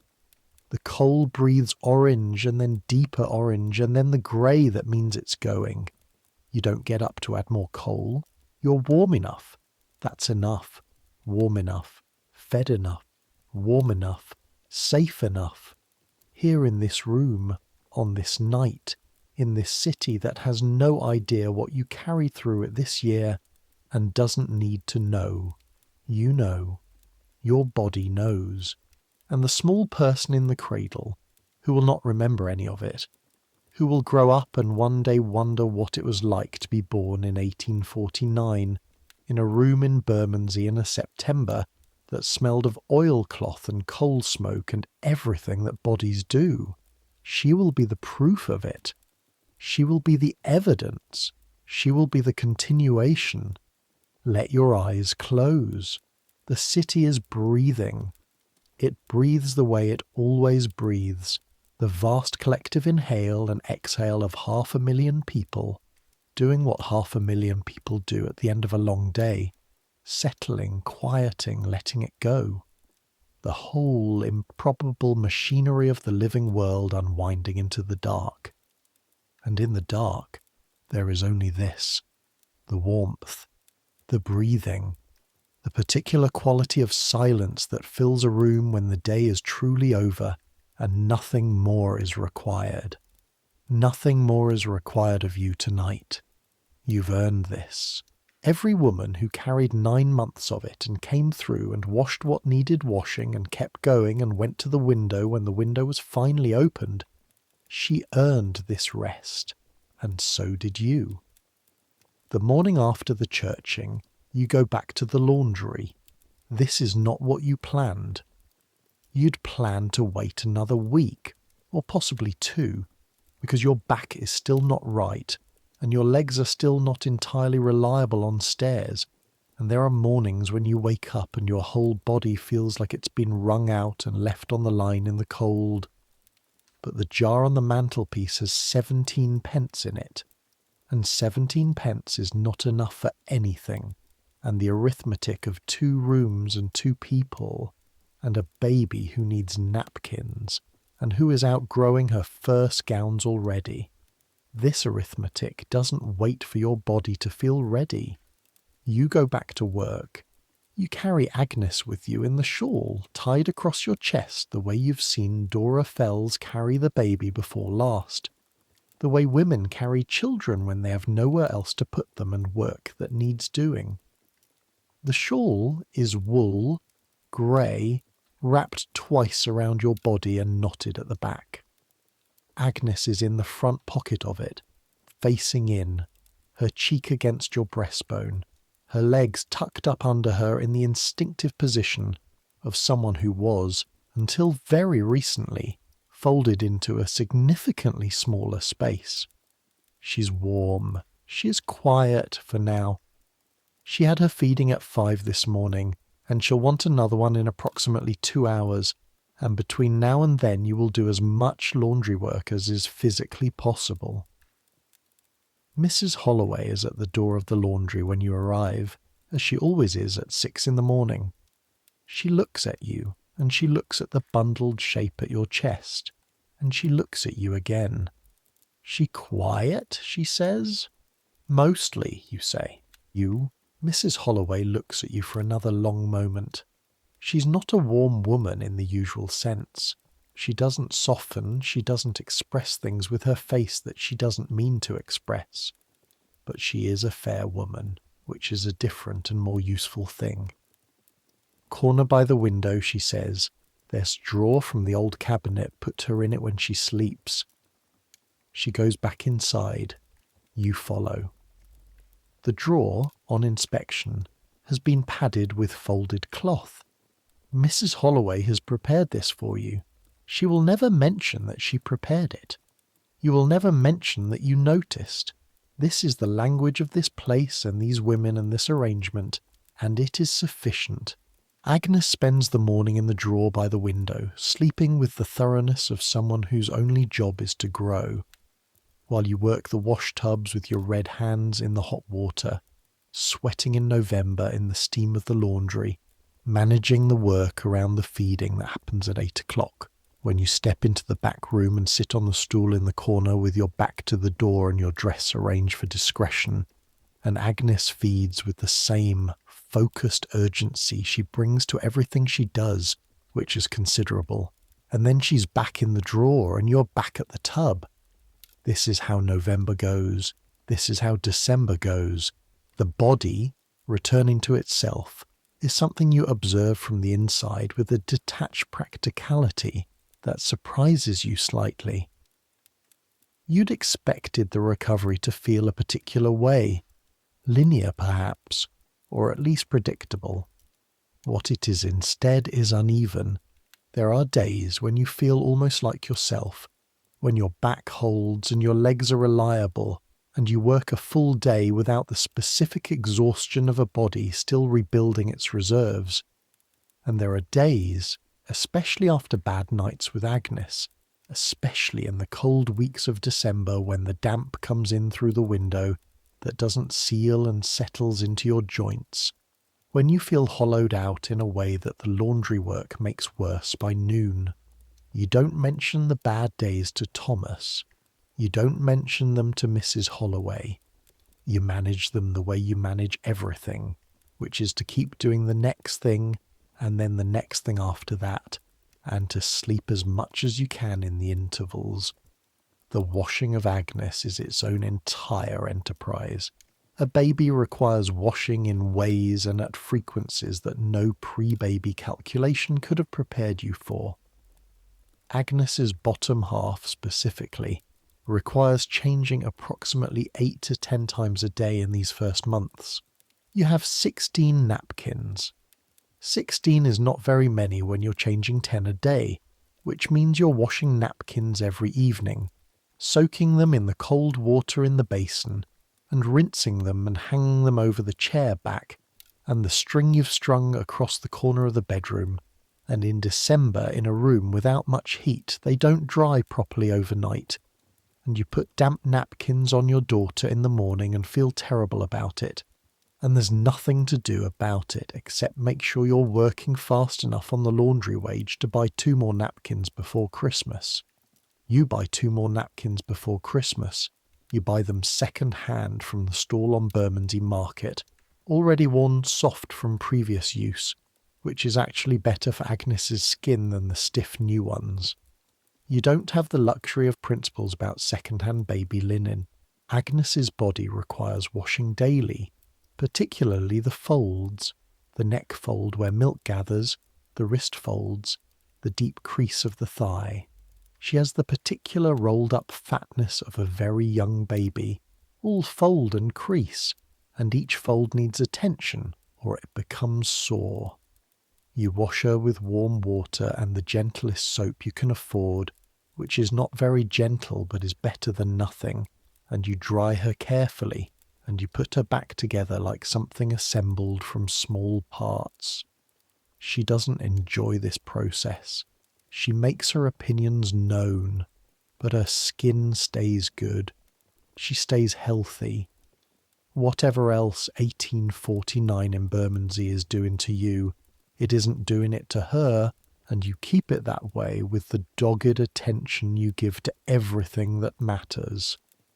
Now, there is something you need to understand about the winter of 1849 in Bermondsey, which is that it is cold in a way that has a particular texture, a particular weight, not the scenic cold of the countryside that your childhood memories hold. The clean white frost on the fields and the breath of the sheep visible in the morning air. This is city cold, which is the cold of stone and brick that has absorbed January into its walls and gives it back to you in the night. The cold of streets where the mud freezes into ridges that catch at your boots. The cold of a building where the heat from one family's grate does nothing for the family on the floor above. The bedroom window is worse in January. You stuff more rags into the gap. They're not enough. On the coldest nights you move Agnes's cradle into the front room where the grate is, pulling it close enough to feel the warmth without being close enough for sparks, and you and Thomas sleep on the floor beside it on the old blanket from the chest under the bed, which you haven't used since the summer, which smells of the chest. This is not hardship in the dramatic sense. This is just January in Neckinger Street. Every family in the building is doing some version of the same calculation. This much coal lasts this many days. This arrangement keeps the baby warm. This is what you do. But the cold complicates the washing even further. The water in the jug freezes on the worst nights. You crack it in the morning with the handle of the butter knife and pour it into the basin where it sits with small islands of ice in it, until the grate warms the room enough for the ice to melt, and by then it's 20 minutes past 6 and you need to be moving already. You wash your face with the cold water, and you wash Agnes with warm water heated in the pot by the fire, and you manage, and you go out into the frozen morning with your shawl tied, and Agnes bundled inside it, and your breath visible in front of you. walking quickly, because walking is warm, taking the long way past the pump because the shorter way has a patch of ice that you went down on twice last week and you can't afford to go down again. Your cracked hands are at their worst in January. They've been cracked since you started working with your hands at 15. But the combination of the cold and the laundry water and the constant washing of Agnes and of everything connected to Agnes means that the cracks deepen, splitting through the skin of the knuckles and along the sides of the fingers, and some of them open and bleed in the evenings when you've been working all day. A thin, bright line of blood along the right index finger that you press against your apron before Agnes sees it, because she's at the stage where she grabs everything, and you don't want her grabbing that. You wrap the worst ones with small strips of cloth at night. You rub in the tallow from the candle end, which is a thing your mother taught you, and which smells of what it is but works better than nothing. Your hands will look like this for the rest of your working life. They look exactly like every other woman's hands in this building, in this street, in this borough. This is the texture of January, and in January something else happens which shifts the season in a way the cold alone doesn't. The woman on the third floor, Mrs. Neal, the one who takes in sewing by candlelight, whose husband works at the docks, gives birth on the 14th of January. You know she was expecting. You'd noticed in the way you notice everything in a building like this. The particular knowledge of proximity, the extra washing on the line in November, the way she was holding herself in December, the conversation she had with Dora Fells on the stairs in the first week of January that you passed through without intervening, because Dora's already telling her what she needs to know. She goes into labour on a Thursday morning. You know because you hear it through the ceiling. Not the labour itself, the sounds are not dramatic, not at first, but the particular rhythm of activity that a building develops around a labour. The feet on the stairs, the door opening and closing. Mrs. Neal's husband, who is a large quiet man named Walter, coming to knock on Dora's door in the early afternoon, and Dora going upstairs immediately, her footsteps quick and purposeful on the stairs. You feed Agnes, you change Agnes, you put her in her drawer and you go to the wash tub, you listen to the building. By evening, the quality of sound from above has changed. You can't explain how you know this, or rather, you can. But the explanation requires an acknowledgement of the specific quality of fear that passes through a building, the way cold passes through stone, invisibly and completely. You know because something has changed in the ceiling above you, in the particular silence that falls between certain sounds, in the way Walter Neal's footsteps have been on the stairs 4 times in the last hour, but each time come back down before the landing. Thomas is home. You tell him you're going upstairs. He looks at you. "I'll be back," you say. On the 3rd floor, Dora Fells opens the door before you knock. She looks at you with the expression of a woman making a rapid assessment. "Monthly nurse not here yet," she says quietly, so Walter won't hear from the other room. "She's been at a birth in Grange Street since yesterday and I can't get word to her. There's a girl from Bermondsey Street came, but she's young." "How is she?" Dora's expression tells you. "Has she got fever?" you ask.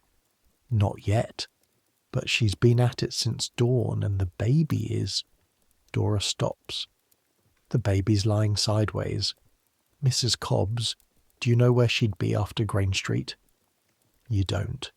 You don't know Mrs. Cobb's movements. "Stay," Dora says, "just in case." You stay. You sit in the small front room of Mrs. Neal's 2 rooms, which smell of candle tallow and the accumulated dust of the sewing work, of the beeswax she uses on her thread, and you listen to what's happening in the other room, and you think about the word sideways, and you think about the monthly nurse who hasn't come, and you think about the girl from Bermondsey Street who is young, and you sit very still with your hands in your lap. Walter Neal sits across from you. He is a large man who is currently taking up very little space. He is holding his cap in both hands and turning it round and round. You don't have the words for this situation that would help him. There aren't any. You sit across from him in the candlelight and you are simply there, which is all you have to offer. Mrs. Cobb arrives at 9 o'clock. You hear her on the stairs. Her step is distinctive, the steady, purposeful weight of it. And Walter Neal is at the door before she's knocked. She comes in, nods at you, takes off her coat and opens her bag on the table and goes into the bedroom. You wait. At 11 o'clock there is a baby's voice from the other room. Walter Neal's cap, which he's been turning in his hands for 2 hours, goes still. Mrs. Cobb comes out 20 minutes later. She's wearing the expression of someone who has just done something difficult and has come out the right side of it. Both well, she says. The boy is small, but he's strong. She needs rest and quiet and no visitors for 10 days. Walter Neal stands up. He's a large man and standing makes him larger, and his face is doing something that his face clearly doesn't usually do in front of other people. He turns away and stands at the window looking out at the dark street, and Mrs. Cobb and you both look at the wall with great interest until he's ready. "Thank you," he says, finally to Mrs. Cobb, to you, to the room, to whoever's listening. You go back downstairs. Agnes is asleep in the drawer undisturbed, having slept through the entire evening with the magnificent indifference of a very young baby. Thomas is awake in the chair. "Well?" he says. "Both well," you say. "Boy." He nods. You take Agnes to the bedroom and you lie down beside the cradle. She's graduated to the cradle now. She's been in it for 3 weeks. And you lie there in the cold room and listen to the building. Somewhere above you, the Neal baby is making its first sounds in the world, small and insistent and alive. You close your eyes. You think about what didn't happen, the version where Mrs. Cobb arrived an hour later, or not at all, the version where the baby that was sideways stayed sideways. These are the versions that happen in other buildings on other streets, and you know this because you've heard it, and because you've been counting in the back of your mind the way you count everything. There is a woman named Florence Nightingale who has recently published something about hospital nursing that people are beginning to argue about. There is a doctor named John Snow who last year, during the great cholera outbreak, traced the source of the infection in Soho to a single water pump on Broad Street by going door to door with a map, and who is currently arguing that cholera is waterborne, and that the cure begins with the water supply, and who is largely not being listened to by the people who make decisions about water supplies. There is a man in Vienna, Semmelweis, and his soap, and his statistics about hand washing, and the colleagues who find him irritating and impractical.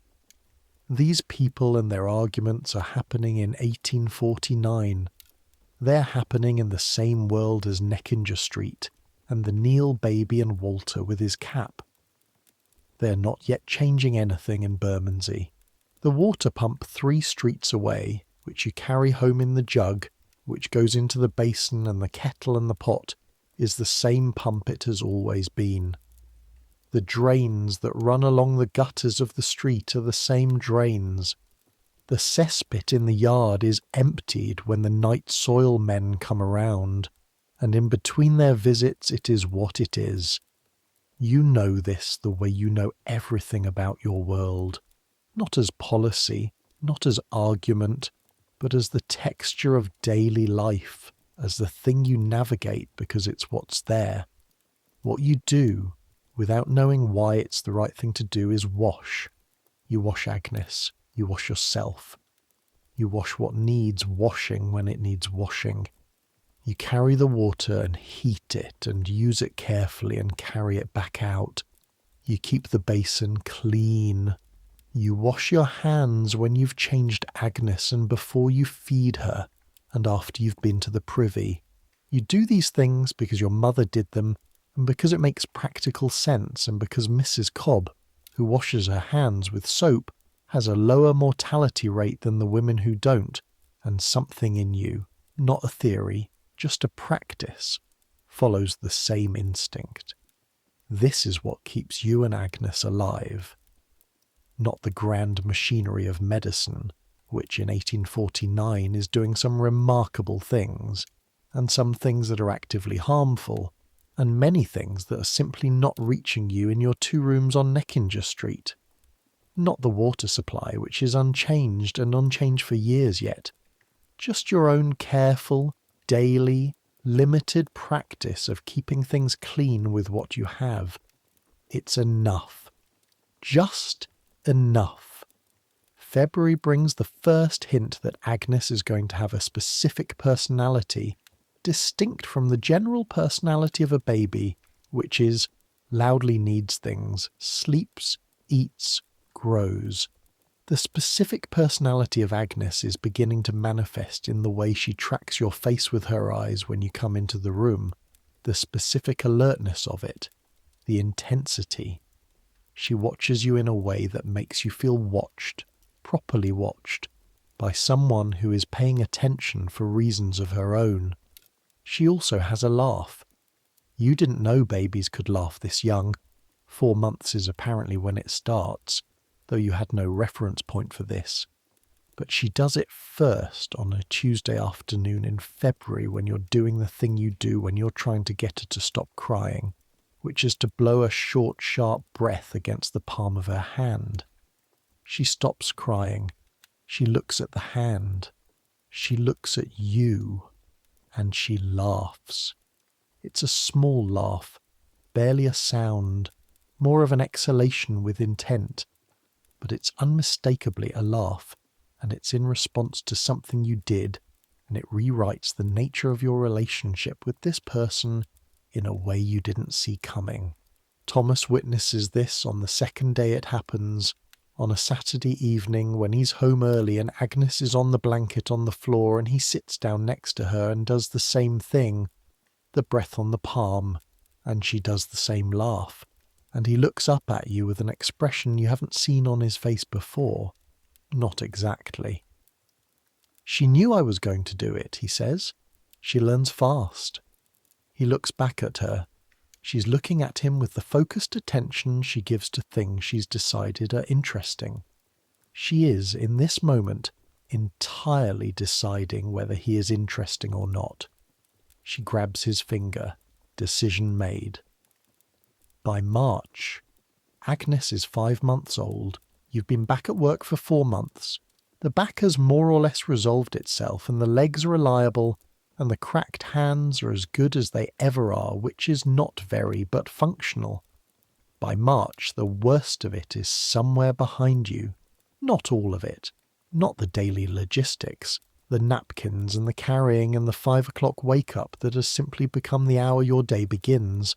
Not an event anymore, but a fact. The way the church bells are a fact. Not the financial calculation, which remains fine in the sense that everything is covered and nothing is spare.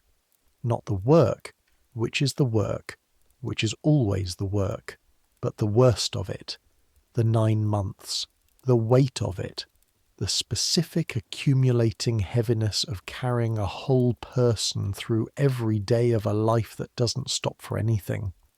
Through the laundry steam and the cold water and the January ice on the street, and the nights where you couldn't sleep and the days where you could barely stand. That is behind you. You've done it. And here's a thing nobody warned you about, which is that once it's done, once the immediate crisis of pregnancy and birth and the first months is behind you, and you're out the other side into the ordinary ongoing miracle of just a baby, here, growing, existing, the memory of what it cost begins to compress in a way that surprised you. Not disappearing, not becoming something you can't access, but change in shape. The texture of it changes, the way the texture of everything changes once you're no longer in it, the way the texture of a room changes once you've left it. You remember it in your body specifically, in the cracked hands that healed differently than before, in the slight looseness at the waist of the dress that used to fit exactly, in the particular ache at the base of your spine on long laundry days that was never there before March of last year. Your body remembers in the language of the body, which is more reliable and less dramatic than the language of memory. You also remember it in the way you look at Dora Fells. Dora Fells, who delivered 5 of her 6 children in these rooms, who has done this more than you have and will probably do it again, who gave you the bread advice on the stairs in the first trimester, and who carried broth up 2 floors every other afternoon in the lying in, and who held your hand with a firm grip during the labour, not because anyone asked her to, but because she was there, and that's what you do. You look at her now with a recognition that wasn't there before, not sentiment. Dora Fells doesn't do sentiment. Something more accurate than sentiment. You're on the stairs one afternoon in March and she's coming down with the baby on her hip, the current baby number 6 who has been renamed twice because she kept not liking what they called her.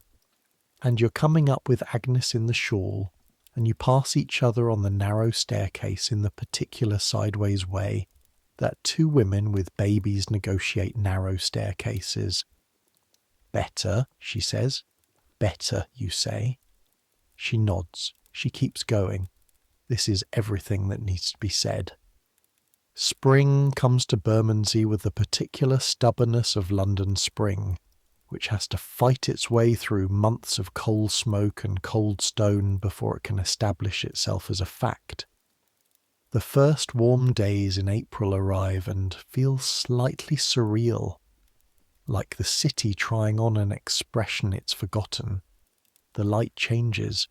The air, which has been dense with February and March, thins out enough to let in the smell of the river, which is the smell of distance, of somewhere else, of the water that connects this borough to everything beyond it. You take Agnes to the market on a Saturday in April, and she's awake and interested in the way she's become increasingly interested in everything.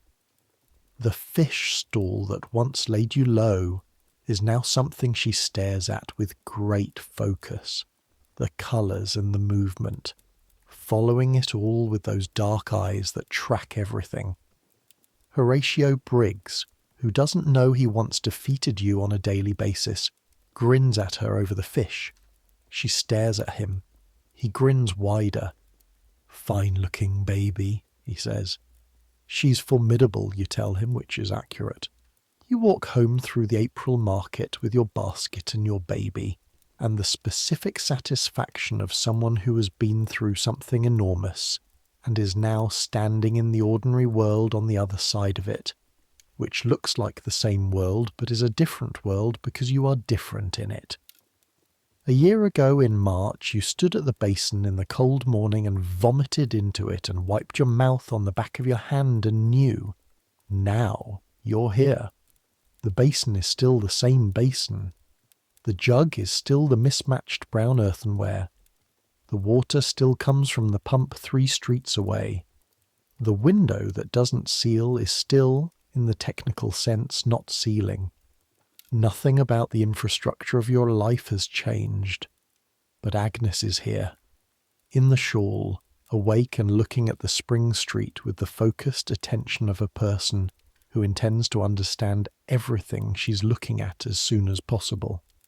And something in you has changed, not dramatically, not in any way you could describe to someone who asked, but in the way that survival changes things, not heroically, not as a story with a moral, but simply in the bodily fact of having done something difficult and continued, in having found the resources inside yourself for it, when nothing external was going to provide them, in having managed what needed managing with a basin, and a flannel, and a bar of tallow soap, and a neighbour who gave bread advice on the stairs.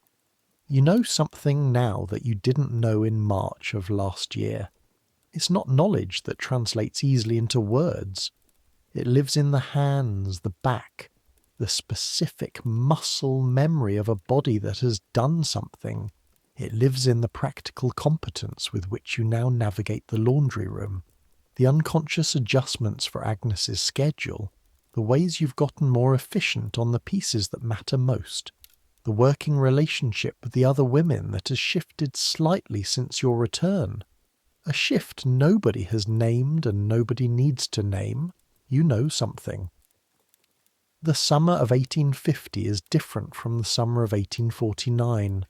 The same heat, the same smell of Bermondsey in June, the same Horatio Briggs and his fish, the same coal smoke and tannery smell that comes home with Thomas every evening, the same basin, the same jug, the same cold water. But Agnes is 7 months old in June, and she is pulling herself upright against the leg of the chair, and she is looking at the world from that new height, with the expression of someone who has suspected for some time that there was more to see, and has now confirmed it. She stands for approximately 4 seconds before sitting down hard on the floor. She looks at you. You look at her. She stands up again. This is how June goes.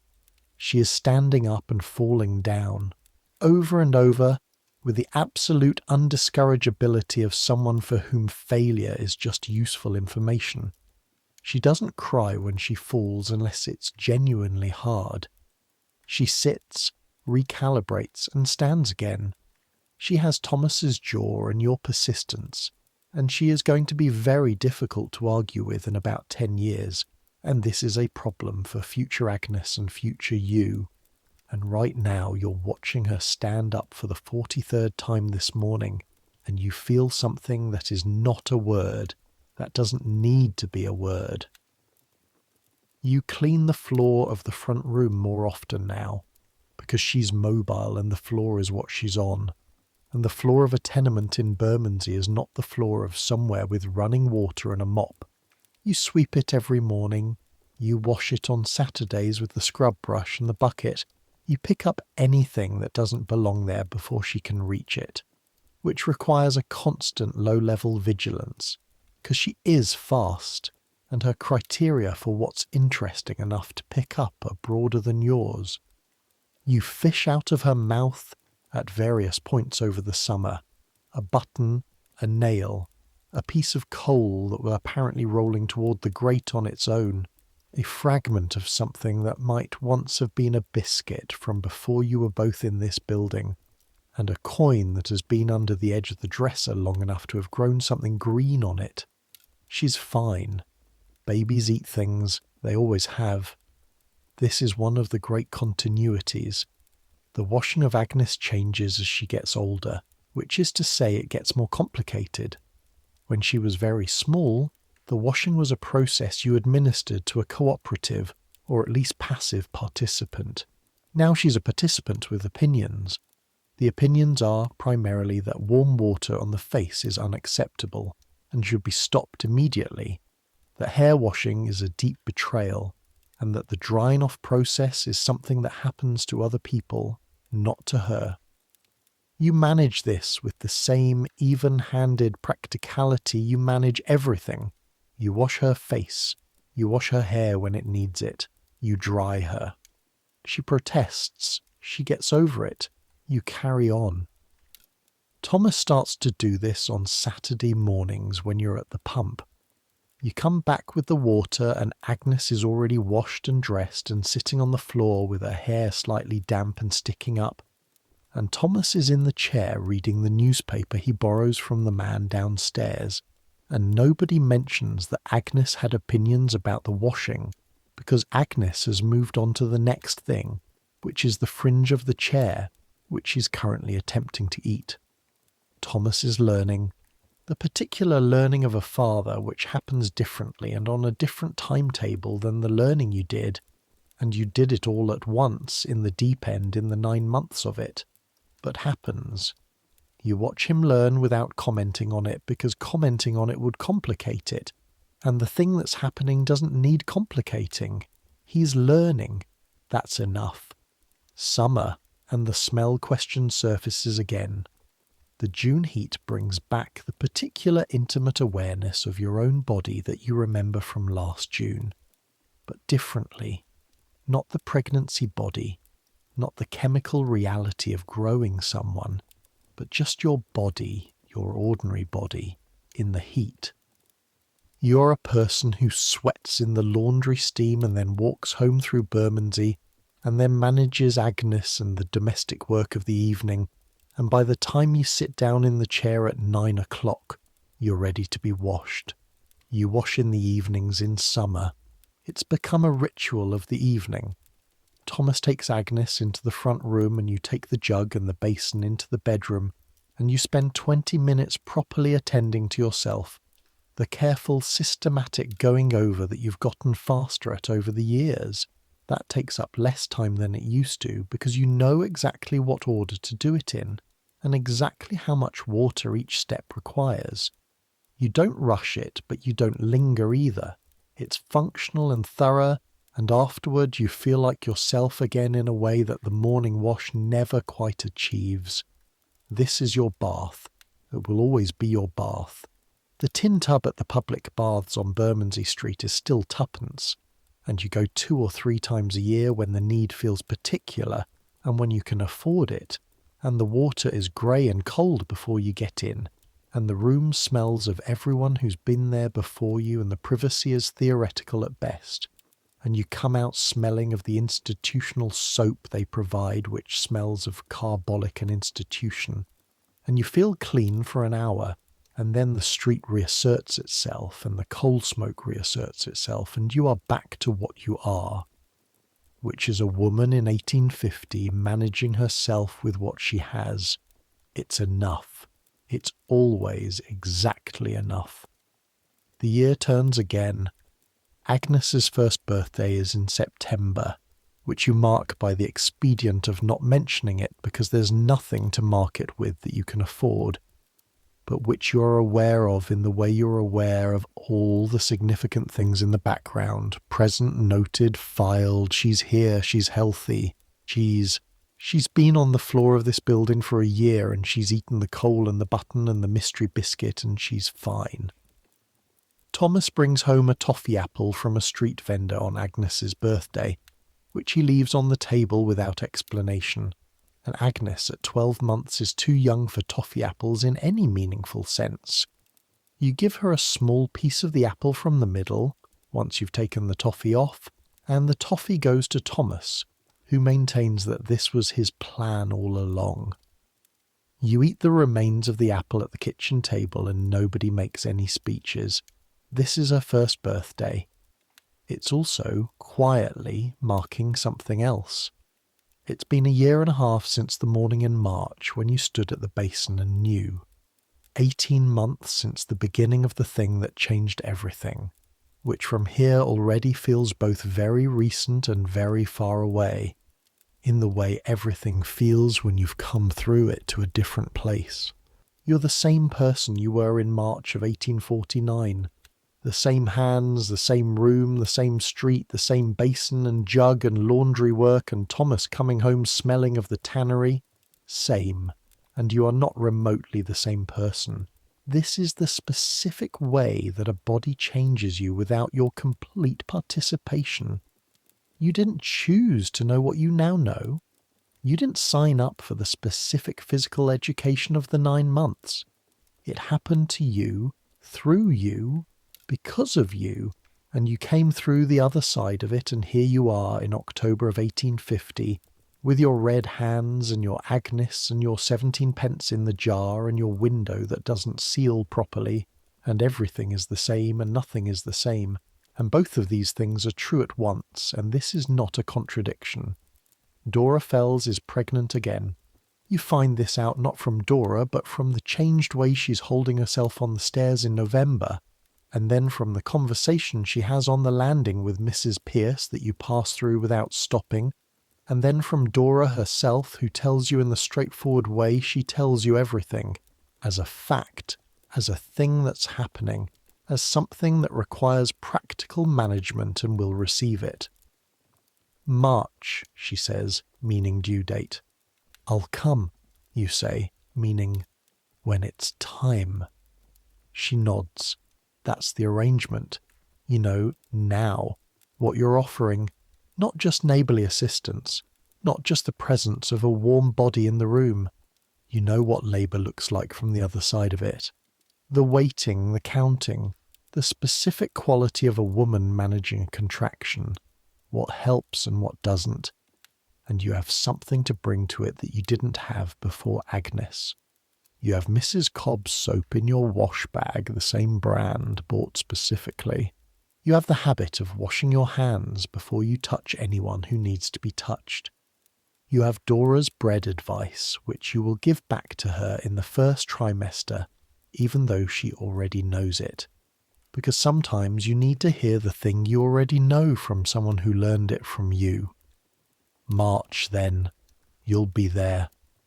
But that's ahead. Right now it's November, and Agnes is standing at the window. She's been walking for 2 months, and she stands at the window now and looks out at the street below with the focused proprietary attention of someone who considers this street, her street, this window her window, this world her world, which it is, which she is absolutely right about. And the November light is coming in grey and specific, the way November light does, making everything slightly more itself.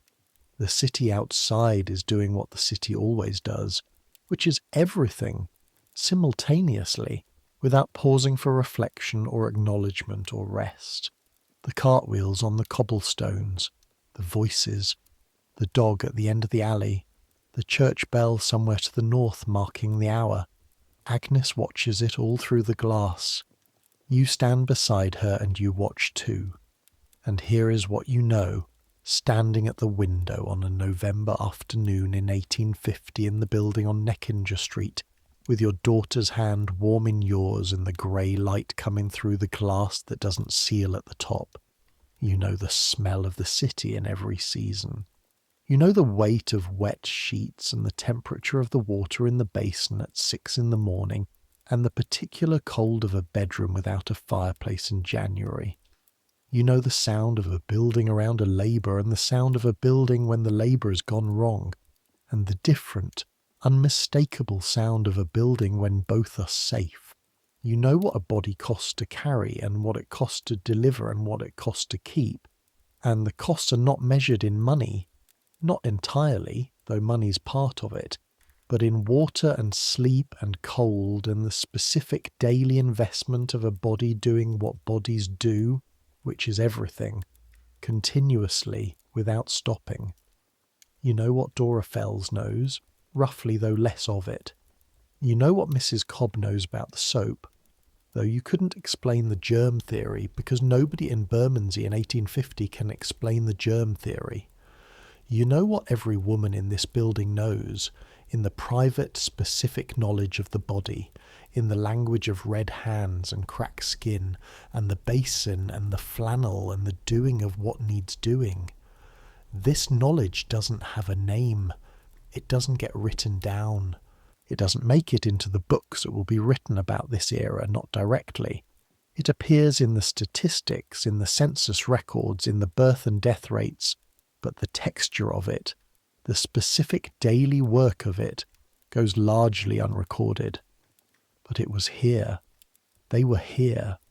Thousands of them, in buildings on streets like this, managing with what they had.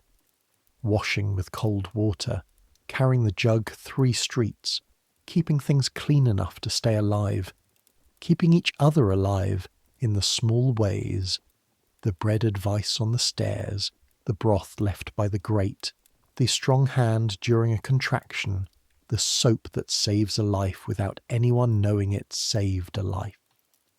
They were here, and their being here matters, even without a record, even without recognition. even without anyone stopping to note it. It always mattered. It always will. Agnes turns from the window and looks up at you. She has something to say.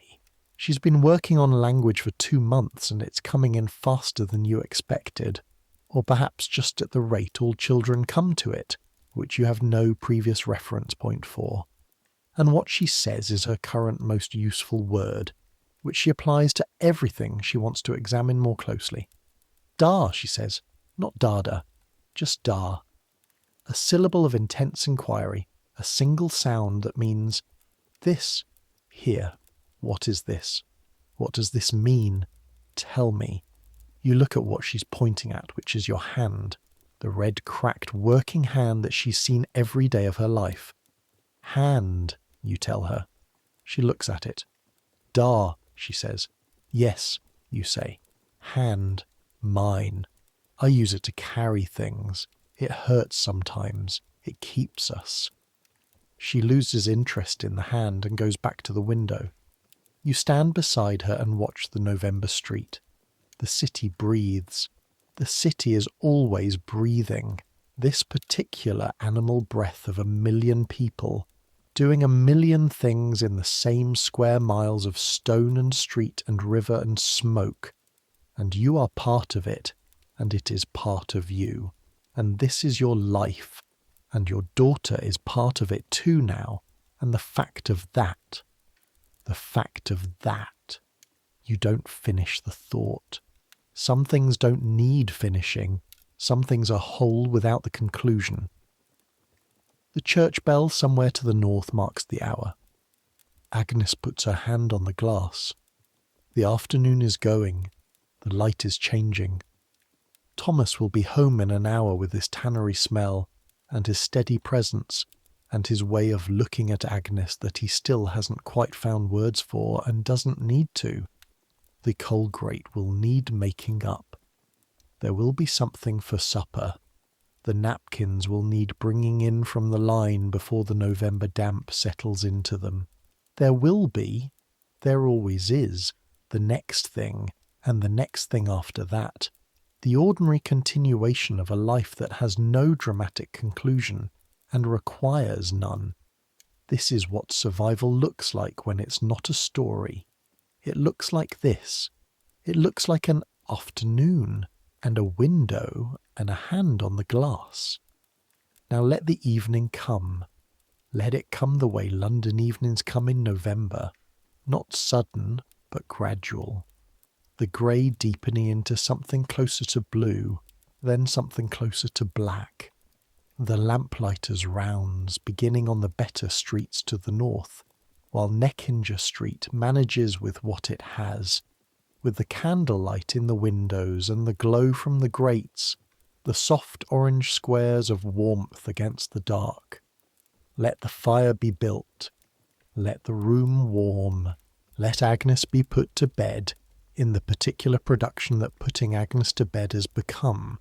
The washing, the drying, the napkin, the nightgown, the argument about the nightgown, the eventual ceasefire, the putting down in the cradle that she is nearly outgrown, and will outgrow by Christmas, and let her settle, the way she settles when she's done, suddenly and completely, the way babies settle when their body decides sleep is the next thing. Let the room be quiet. Let Thomas sleep in the chair. Let you sit by the fire with nothing in your hands and nothing required of you for the next hour. Just this, just the warmth and the quiet and the sound of the building settling around you. Think of what the year cost. Don't rush past it. Let yourself hold it for a moment. All of it, the cold basin and the fish stall and the weight of the wet sheets and the oilcloth crackling under you and the sound of Agnes arriving into the world. Hold it all because you carried it, and it deserves to be held for at least one quiet evening before you put it away. You carried it. You brought her here. You're here. That's everything. The fire settles. The coal breathes its last orange. The street outside goes quiet in the particular way it goes quiet after 10. not silent. London is never silent, but lower, slower, a different register. The voices have gone home, the carts have stopped. Even the dog at the end of the alley has given it a rest for the night. Just the breathing of the building now. 5 families, their various sleeps and restlessnesses and nighttime wakings, the specific music of a building full of people at rest. The Neil baby upstairs, who is 3 months old and makes himself known at 2 a.m. with impressive consistency. Dora Fells below, who is 4 months pregnant and sleeping deeply, the way you remember sleeping in the good months, before the insomnia set in. Mrs. Pierce on the ground floor, who is the oldest person in the building and who sleeps apparently like a stone, because nothing wakes her. Not the Neil baby, not the dog, not the carts on the cobbles. Everyone resting. Everyone doing the thing that a body requires, the thing that cannot be managed away or worked through or substituted for. Sleep. The body making its repairs in the dark, rebuilding what the day took, knitting back together what the work unravels. Your body has been doing this for 18 months at a particular intensity, rebuilding after the pregnancy, rebuilding after the birth, rebuilding after the first months of Agnes, continuously rebuilding while also doing everything else, because that's what bodies do. They do it all at once. They do the building and the working simultaneously. They are always in multiple states at once. And this is not heroism. This is just physiology. This is just what it is to be in a body doing the things that bodies do. But let it rest now. Let the body rest. Let the thoughts go quiet. The way they go quiet when you stop feeding them. The arithmetic of the jar on the mantelpiece, the napkins, the crack on the right knuckle that needs watching. Let them all go quiet, one by one. The way the city goes quiet by degrees.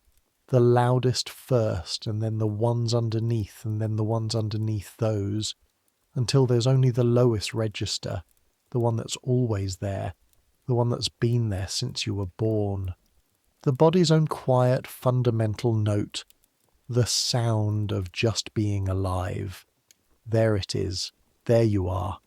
Somewhere in the history of the world, every woman who lay down in a room like this at the end of a day like this, every woman with her basin and her flannel and her cold water and her red hands and her children sleeping in the next room and her husband in the chair and her window that doesn't seal.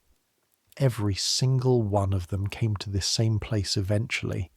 The quiet place. The place where the managing stopped. Just for a few hours. Just for the night. Just for right now. They were all here. They were all in this room. In rooms like this. In every borough of every city of every country. Where women have been living and working and carrying things that needed carrying and managing what needed managing and doing it all without enough of anything, and they all eventually slept. They slept and their bodies made the repairs and the morning came and they did it again. And they're in you now somehow, in the way history works. Not as names in books, because most of their names aren't in books, but in the body itself. In the knowledge the body carries, in the practiced competence of the hand that knows how to wash a baby in cold water, and how to manage a contraction, and how to stretch the wage across the week, and how to read a building when something is happening in it, and how to simply keep going, keep going, keep going, which is the oldest skill and the most necessary and the one that requires the least heroism and the most of everything. They kept going. You keep going. Agnes will keep going. Let that be enough. Let that be everything. Let the thought of it be the last warm thing before sleep takes you, the thread that runs back through time, through all those women in all those rooms, the unbroken line of simply continuing, which is not a small thing, which was never a small thing, which is in fact the largest thing. The fire is down to nothing now. just the memory of warmth in the stones of the grate, just the darkness of the room and the sound of Agnes breathing in the cradle. You don't need to think anymore. The thinking is done. Let it go. Let the weight of the basin and the weight of the year and the weight of everything that's been carried go. The way you set down the laundry basket at the end of the day, and your arms remember what empty feels like. This is empty. This is rest. This is what was earned by every morning of cold water on a cold face, and every evening of the basin, and every careful daily management of a body that was doing something extraordinary without stopping to say so. You earned this. Take it. The November dark is complete. The city is breathing. Agnes is breathing. The building is breathing. And you are breathing too, slower now. The long, slow breath of someone who has put things down and is not, for this moment, in any hurry to pick them up again. Let it be slow. Let it be slow and slow and slower still. The breathing, the thoughts, the low hum of the city, all of it slowing, easing, going quiet, the way everything goes quiet when the long day is over and there is nowhere else to be. Centuries from now, someone is going to lie in a room not unlike this one. Warmer, certainly, better lit, with a tap in the wall that gives hot water and another that gives cold, with all the things that you will never have and that will not exist in Bermondsey for decades yet. And they are going to be tired in the way people are always tired, the particular tiredness of a body that has been doing things all day, and they are going to feel exactly what you feel in this moment, which is the pull of sleep, the body's great insistence on rest.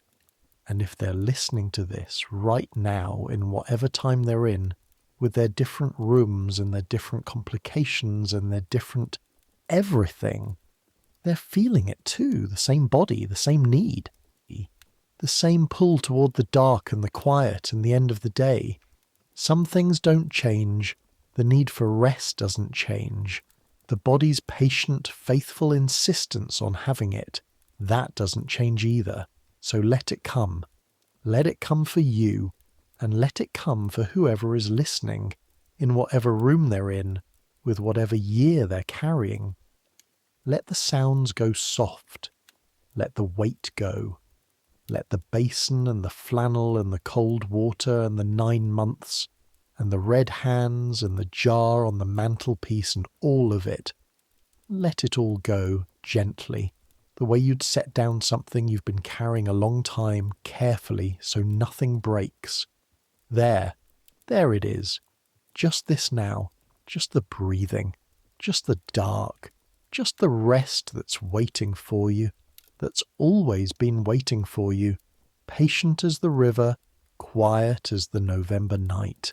Let it take you. Good night.